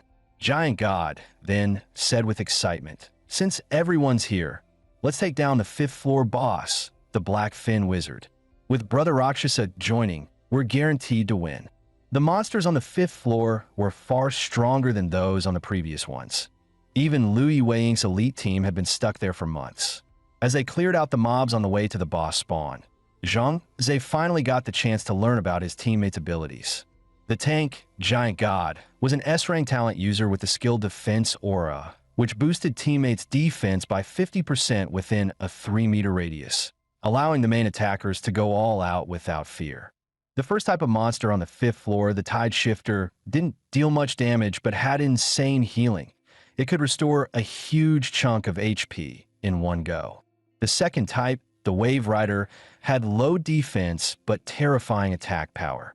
The next second, the entire mob froze solid. It was One Autumn Leaf's area control skill, Frozen Rain. Any creature caught within its radius was instantly encased in ice. Afterward, Dragon King and Liu Yueying finished them off. Zhangze sighed to himself. Joining such a capable team would definitely benefit him in the long run. Once the path was cleared, the group finally reached the boss spawn point of the 5th floor. By touching the Sea God Stone, players could gain 1 hour of underwater breathing. Otherwise, they would start drowning, losing 10% HP every minute. That meant the 7-person team only had 1 hour to defeat the boss, the Black Fin Wizard. But when they dove underwater, they discovered that their healer, the little princess, had a fear of water. That might explain why they had been stuck on this floor for so long.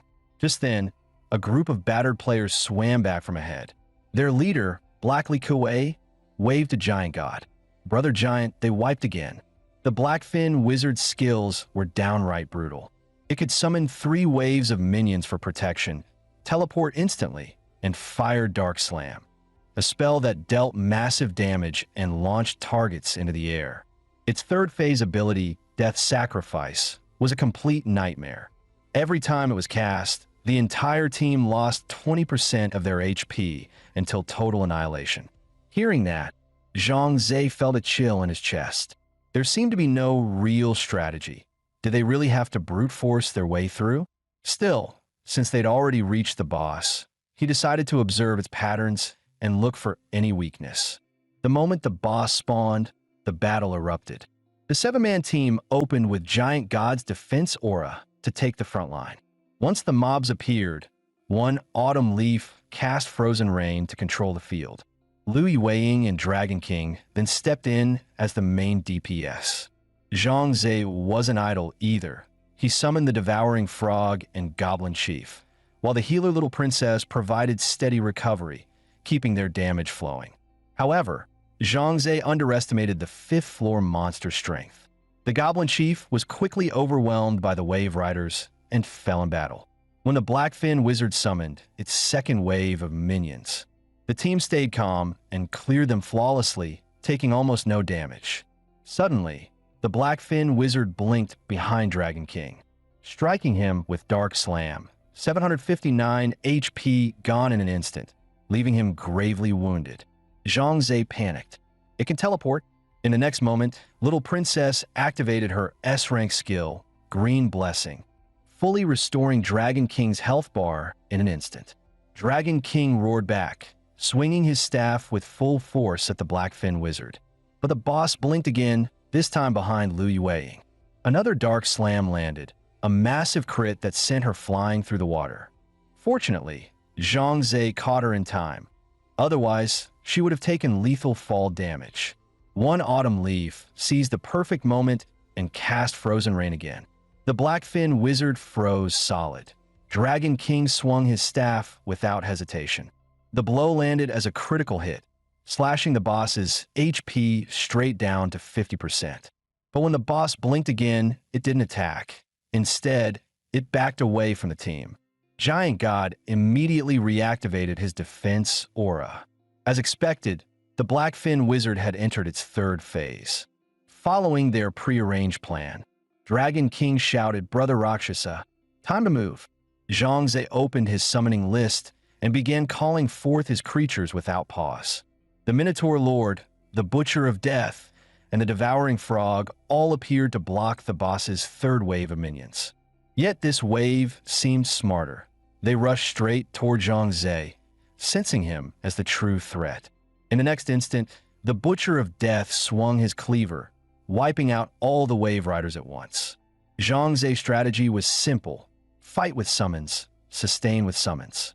The slain Wave Riders were instantly revived under Zhang Ze's control, allowing his formation to stay full even when allies fell. Then, for the first time, the Blackfin Wizard unleashed its ultimate death sacrifice.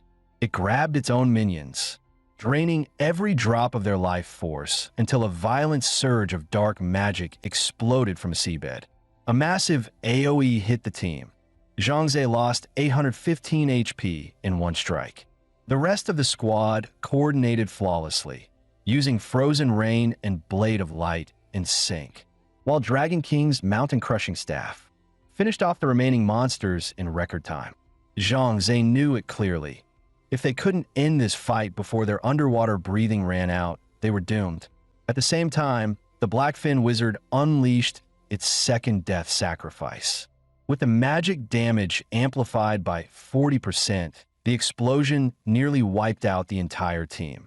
Everyone was left on the brink of death, and there was no way to counter the curse. One more cast, and all 7 members would die, and in the demon domain, death meant death in reality. But then behind them, several beams of healing light rose from the darkness. 5, maybe 6 of them. In an instant, every teammate's HP was restored to full. That power didn't come from Little Princess's green blessing. It came from the Tide healers that Zhang Ze had resurrected through his summoning skill. That's right, Zhang Ze found his own secret strategy for victory. With these heal-focused Tide healers on his side, his teammates could attack fearlessly, wiping out the remnants of the third wave. Zhang Ze drew his S-Rank weapon, the Bloodfiend Bow, and summoned the Devouring Frog. Just as the boss began its third death sacrifice, Zhang Ze and the frog's combined strike exploded for nearly 2,000 damage. It turned out the boss's devastating power came at the cost of its own HP. The moment the Black Fin Wizard fell, a glowing portal opened behind Zhang Zhe, the gateway to the 6th floor of the demon domain. He landed the final blow himself, ensuring he could summon the boss later. The corpse burst open, scattering countless high-grade soul orbs, and among them, a rare invitation to the realm of death. With just the Death Butcher under his command, Zhang Zhe had already dominated the first 5 floors. Now, with this invitation, perhaps he could step into the Death Realm and challenge an even stronger boss. Zhang Zhe handed most of the high-tier soul orbs to his teammates. From Giant God's excited description, he learned that the 6th floor of the demon domain was a cobalt mining zone, and rumor had it that rare minerals there could upgrade weapons.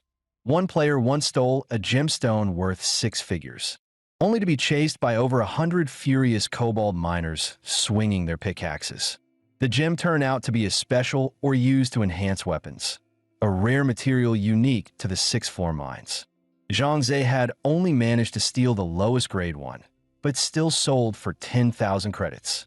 The highest quality, or was called Black Steel Crystal.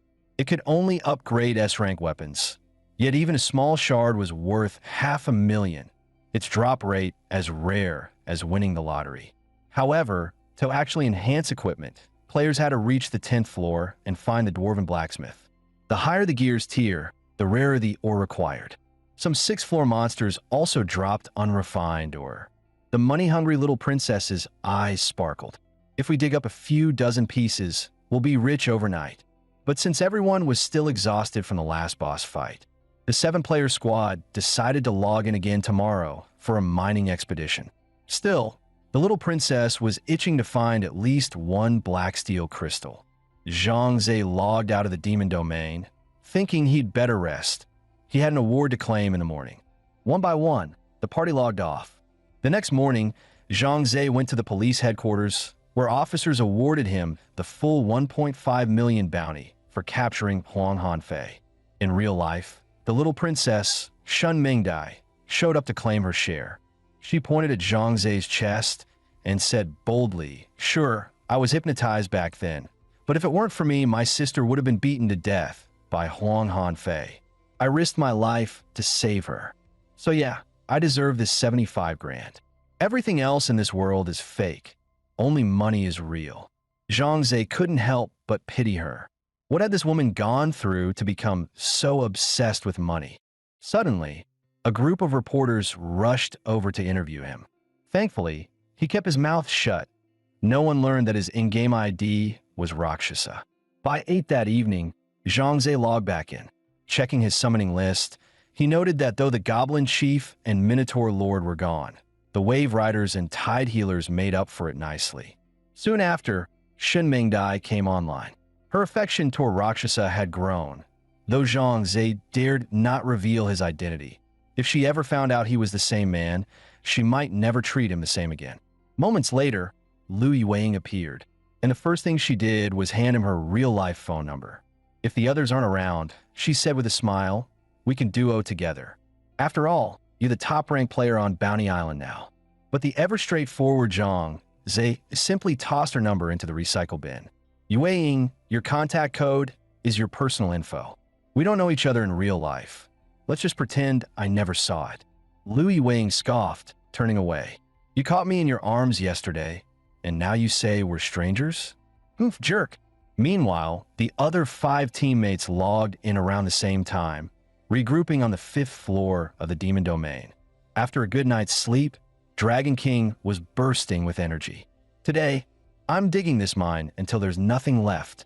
As the 7-man squad entered the mine, they immediately encountered their first wave of kobold miners, towering creatures, far larger than the monsters from the earlier floors. The moment the kobolds charged, Giant God barked orders. "Standard formation. I'll take the front."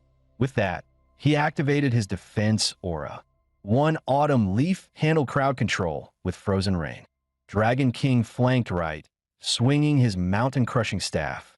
Lu Yueying pushed from the left, slashing through with Blade of Light. Zhang Zhe held the center, summoning creatures to reinforce the team's attacks. while Little Princess kept everyone healed with green blessing. But the freezing that usually lasted a full minute shattered in under 40 seconds. Had the monster's resistance increased? The lapse left Dragon King completely exposed. One kobold slammed its pickaxe straight into him. Zhang Zai's eyes widened.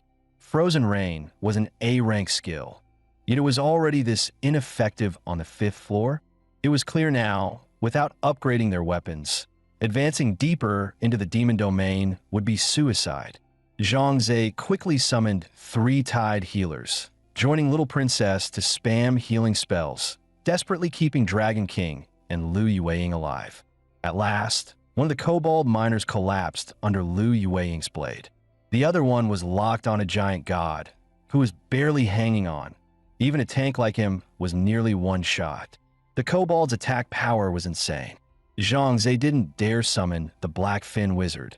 It was too fragile and would get deleted instantly.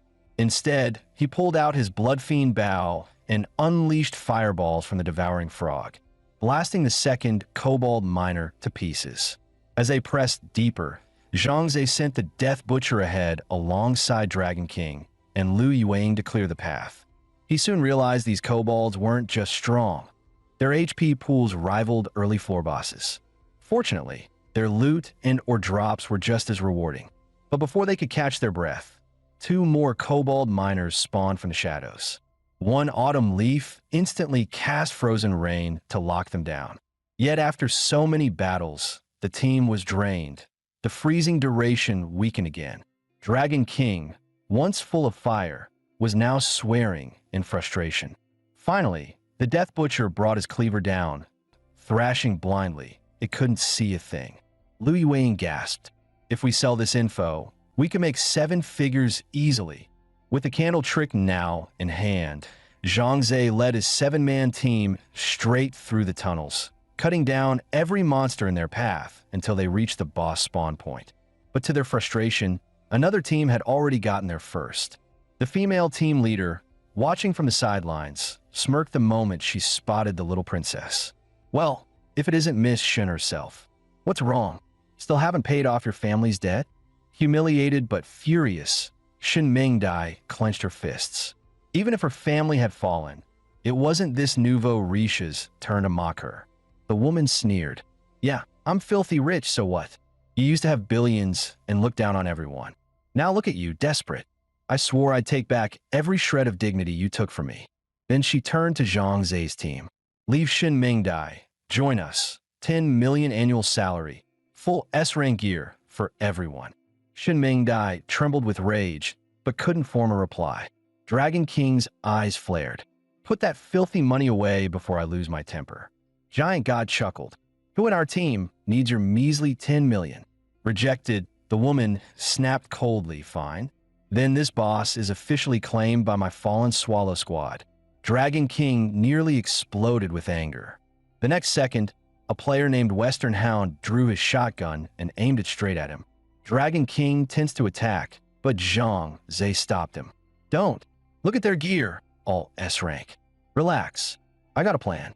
As the Fallen Swallow team whittled the boss down to low health, Zhang Zai silently aimed an arrow at a nearby barrel of gunpowder. Boom! The explosion ignited a chain reaction, lighting up the mine. The entire enemy team was blasted to near death and forced to flee. Shin Mingdai gasped, covering her mouth. Rakshasa, you're insane. But before anyone could celebrate, the mine shaft collapsed. The Fallen Swallow team and the boss, the Kobold Foreman, fell screaming into the abyss. Once so proud, Guoluoyin was now battered and broken. The explosion had drawn every kobold in the mine toward the noise. Within moments, the remaining 2 members were surrounded. Western Hound panicked and teleported out with a random scroll. For the first time, Guoluoyin realized how fragile her wealth-born pride really was. As the kobolds lunged at her, a sudden wave of frost swept through, freezing every monster solid and saving her life by mere seconds. The one who struck just in time was one Autumn Leaf. Guoluoyin screamed from below, begging them to pull her up. Shin Mingdai grinned. Sure, I can help. Discount price, 5 million per person. If that sounds expensive, she added sweetly, "Just remember, money's useless if you're dead." Cornered with no way out, Guoluoyin had no choice but to agree. Shin Mingdai smirked. "Since Misk was being so generous, our service has to match the price. This rope costs 10 credits, but for you, 35 million. Totally worth it." 10 minutes later, Shun Mingdia's screen flashed. Payment received in full. Watching Guoluoyin grind her teeth in rage, Shin Mingdai felt utterly refreshed and silently thanked Rakshasa for setting up the perfect situation. Zhang Zhe then called out, "Team, get ready to pick up the boss." "Careful," he warned. "It might summon nearby mobs for backup. Too many for us to handle head-on." Dragon King quickly came up with a plan. "Rakshasa, you snipe from above. We'll drop down and draw aggro. With Giant God's defense aura, we can hold for a bit. As long as Rakshasa can shoot out those 10 candles on its head, we'll turn the tide." Taking aim, Zhang Zhe unleashed 2 arrows at once. One candle was snuffed out, but it also enraged the boss. The Kobold Foreman raised his chain pickaxe, deflecting the second arrow midair. Zhang Zhe's eyes widened. The boss was protecting its own weak point. Below, one autumn leaf cast frozen rain, locking the boss in place. Lu Yuwing followed up with Blade of Light, slicing through the frozen kobold minions. The next instant, the boss hurled a bundle of dynamite.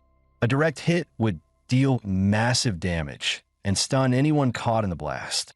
Luckily, one of Zhang Zhe's arrows struck mid-throw, detonating the explosives in the air before they could land. Lu Yuwing, drenched in sweat, gasped, "Rakshasa, you saved me again." Zhang Zhe summoned the devouring frog, using its flames to conceal his next shot. Unfortunately, the boss's resistance was sky-high, only 660 damage per hit. Still, if he kept this up, victory wasn't impossible. The next second, the Kobold Foreman hurled 2 bundles of dynamite in quick succession. One flew straight toward Zhang Zhe, while the other detonated right between Dragon King and Lu Yuwing, flames roaring outward.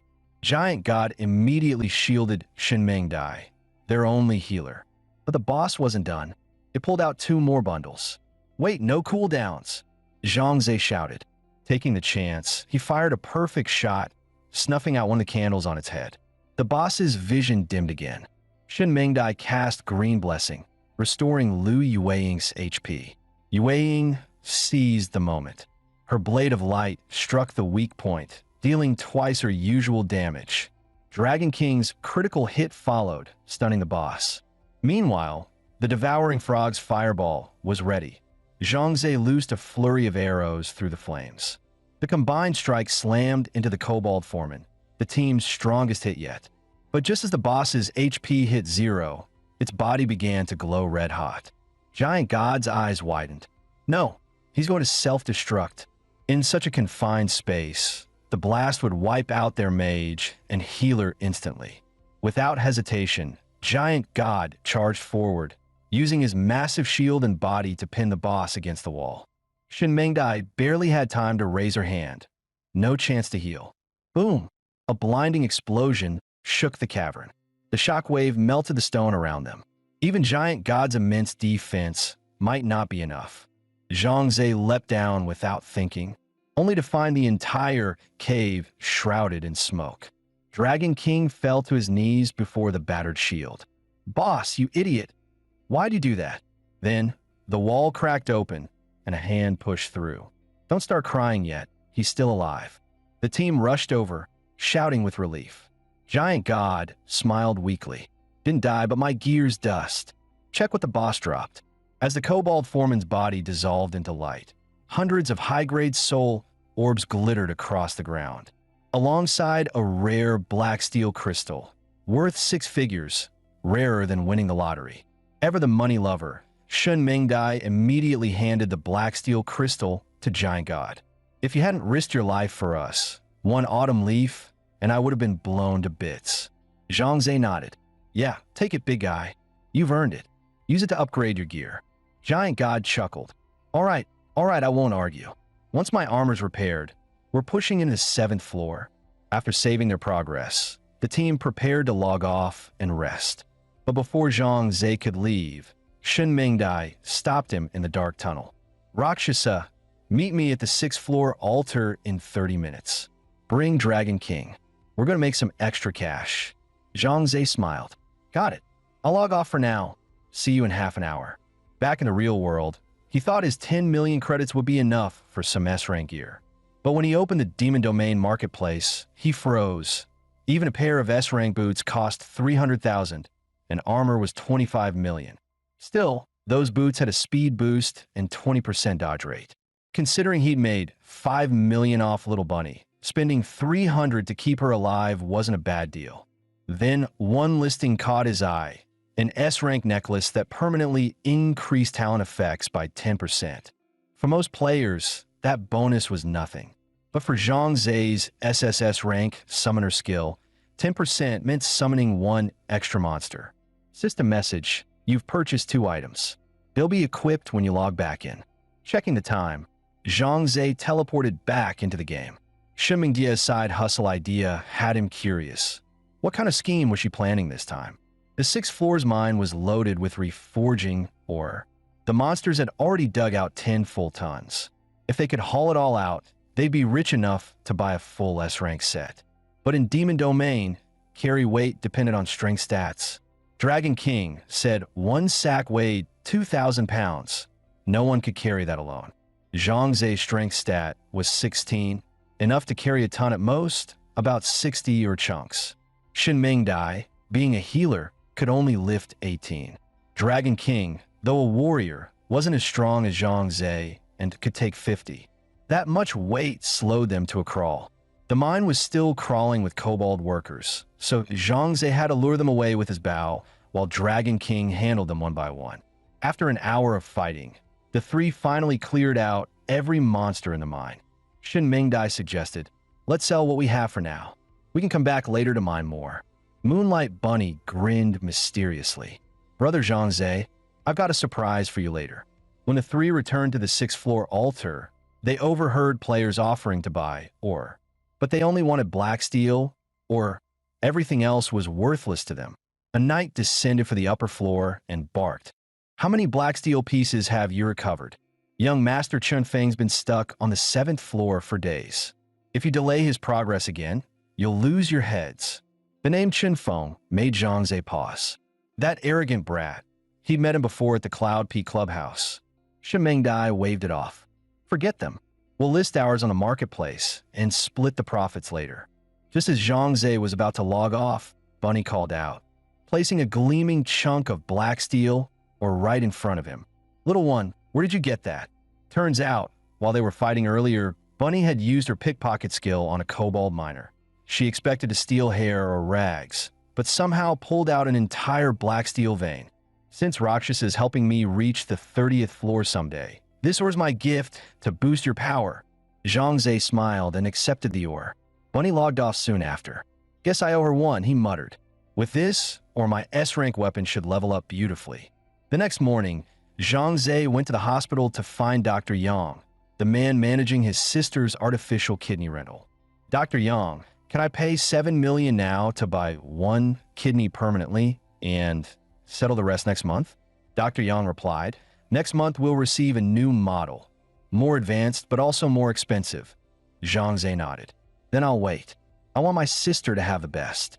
Suddenly, a burly man barged into the office. Kid, I need to speak with the doctor alone. Dr. Yang patted Zhang Zhe's shoulder. Go on ahead. I'll contact you when I've got news. As Zhang Zhe passed the bald man, he felt a strange, heavy pressure emanating from him. Once Zhang Zhe was gone, the man murmured, headquarters sent word. Tonight, we make our move in Demon Domain. Outside, Zhang Zhe walked and thought, I need more money and fast. He teleported straight back into Demon Domain, heading for the 7th floor. As soon as he logged in, he saw Uncle Lu and Lu Yuing crouched near the altar, faces grim. Something big had happened. Uncle Lu, are you with the Demon Domain Administration too? What's going on here? Dragon King answered first. Some lunatic showed up, killing everyone he sees. He's insanely strong. More than 10 players are already dead. Zhang Zhe was just about to log off when Screams echoed from the altar entrance. The madman was slaughtering people in broad daylight. Anyone stepping out of the safe zone was instantly grabbed and killed. His ID fit him perfectly, Devil Smile. With one swift slash, a player's throat was cut. In Demon Domain, death meant real death in the real world. Moments later, Devil Smile used a random teleport scroll and vanished. Uncle Lou slammed his fist down. Dawn Guild dares to provoke the administration? They got guts. He drew his greatsword and charged out of the altar. Lu Yuwing followed immediately. Curious, Zhang Zhe joined them. He wanted to see just how strong this so-called Dawn really was. The three reached a fork in the tunnels. Fearing they'd get separated, they stuck together. Suddenly, a shadow darted behind them. A massive lizard-shaped beast appeared, but it wasn't native to the 7th floor. It was Devil Smile's beast form, a rare talent skill that transformed him, boosting all stats by 10%. The air froze. All three stopped moving. Uncle Lu stepped in front, shielding Zhang Zhe and Yueying. Then a barbarian giant spawned ahead, enormous, brutal, and deadly. Behind them, two more monsters emerged, one being an ogre titan. That one was the real nightmare. Its skill spell silence could completely block all talent abilities. Before they could react, the barbarian giant charged. Uncle Lu met it head-on. Zhang Zhe stayed back, firing arrows to chip away its HP. Uncle Lu used Shockwave, staggering the giant for 30 seconds and dealing massive damage. Yueying layered blades of light beneath its feet. Zhang Zhe summoned 4 wave callers to heal and support. With a second shockwave, the first barbarian giant fell with a ground-shaking thud. But the only path forward required defeating the remaining 2 giants. Zhang Zhe switched roles, turning into full healer mode so the swordsman could fight freely. Suddenly, the ogre roared. Spell silence activated. Its target, the weakest one, Lu Yueying. That meant she'd be silenced for the next 180 seconds.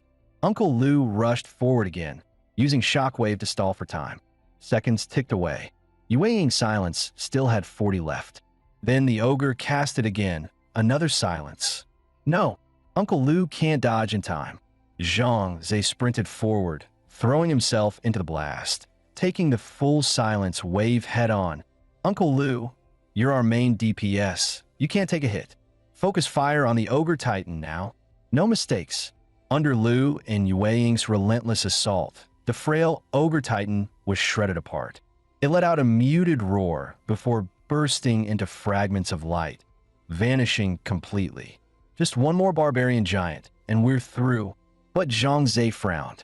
Wait, if monsters spawn here, how did Devil Smile get past? Uncle Lu's instincts flared. A lizard-like creature emerged from the stone wall. That's no normal mob. It's him. Uncle Lu shouted.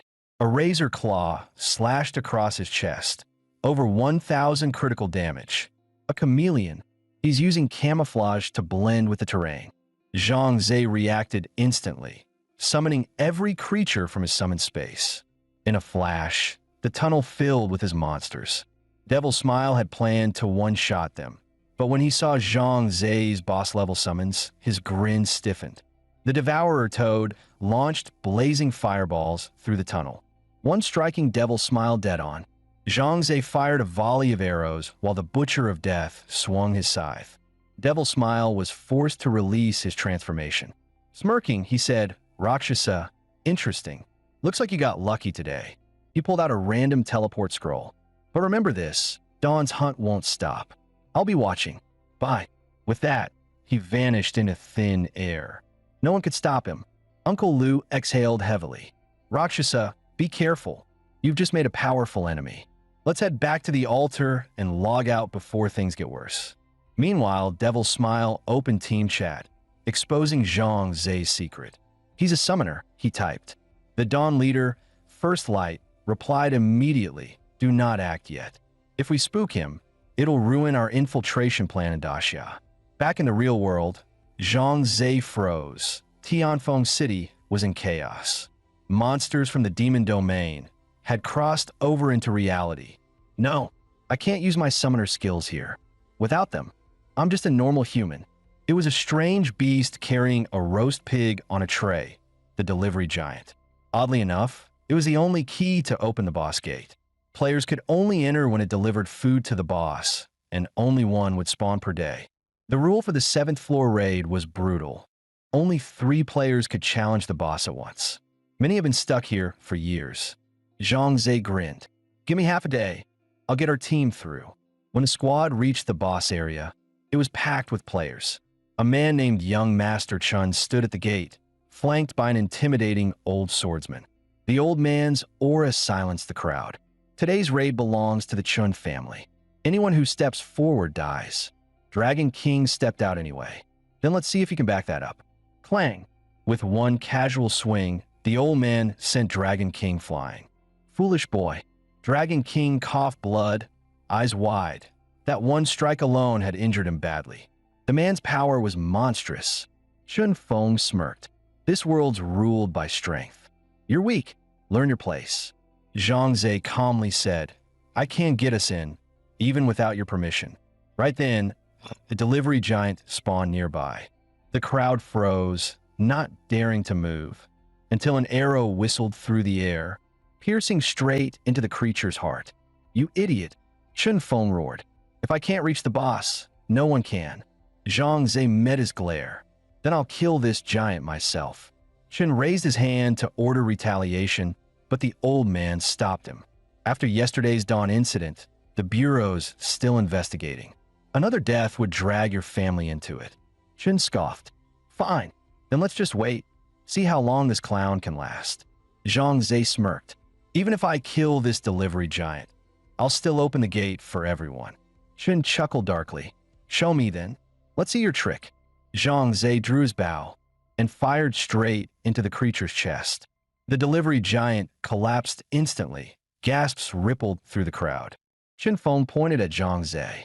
"Rakshasa, I'll remember that name. One day you'll be on your knees begging." Zhang Ze replied calmly, "Nobody leave. After we clear the boss, you'll get your chance too." Laughter erupted. "You just killed the key monster, genius. It won't respawn till tomorrow." Even nearby players smirked, waiting for him to embarrass himself. Even Zhang Ze's own teammates were confused. What was he planning? "You forgot," Zhang Ze said with a grin. "I'm a summoner, and killing monsters means I can summon them. The new gear I bought free to summon slot. Rise, my delivery giant." The players stared in disbelief. He actually summoned it. Dragon King laughed. "Bro, if you sell that trick, you'll make millions. Now, let's see if my summon can open the door." The summoned delivery giant lumbered to the gate, and the massive doors began to creak open. The crowd went silent. No way, he actually opened it. Is it even legal? The 7-man squad prepared for the first run. Zhang Ze, Liu Yueying, and Dragon King would go first. The boss was called the Twin-Headed Giant, 2 minds, 1 body, both deadly. Dragon King struck one head with a heavy blow, dealing over 500 crit damage. But his attack left him exposed. The giant's sky-split axe came crashing down. Even with his Mountain Breaker staff blocking, Dragon King lost over 1,000 HP in one hit. Zhang Ze's jaw tightened. This was the strongest boss he'd ever faced.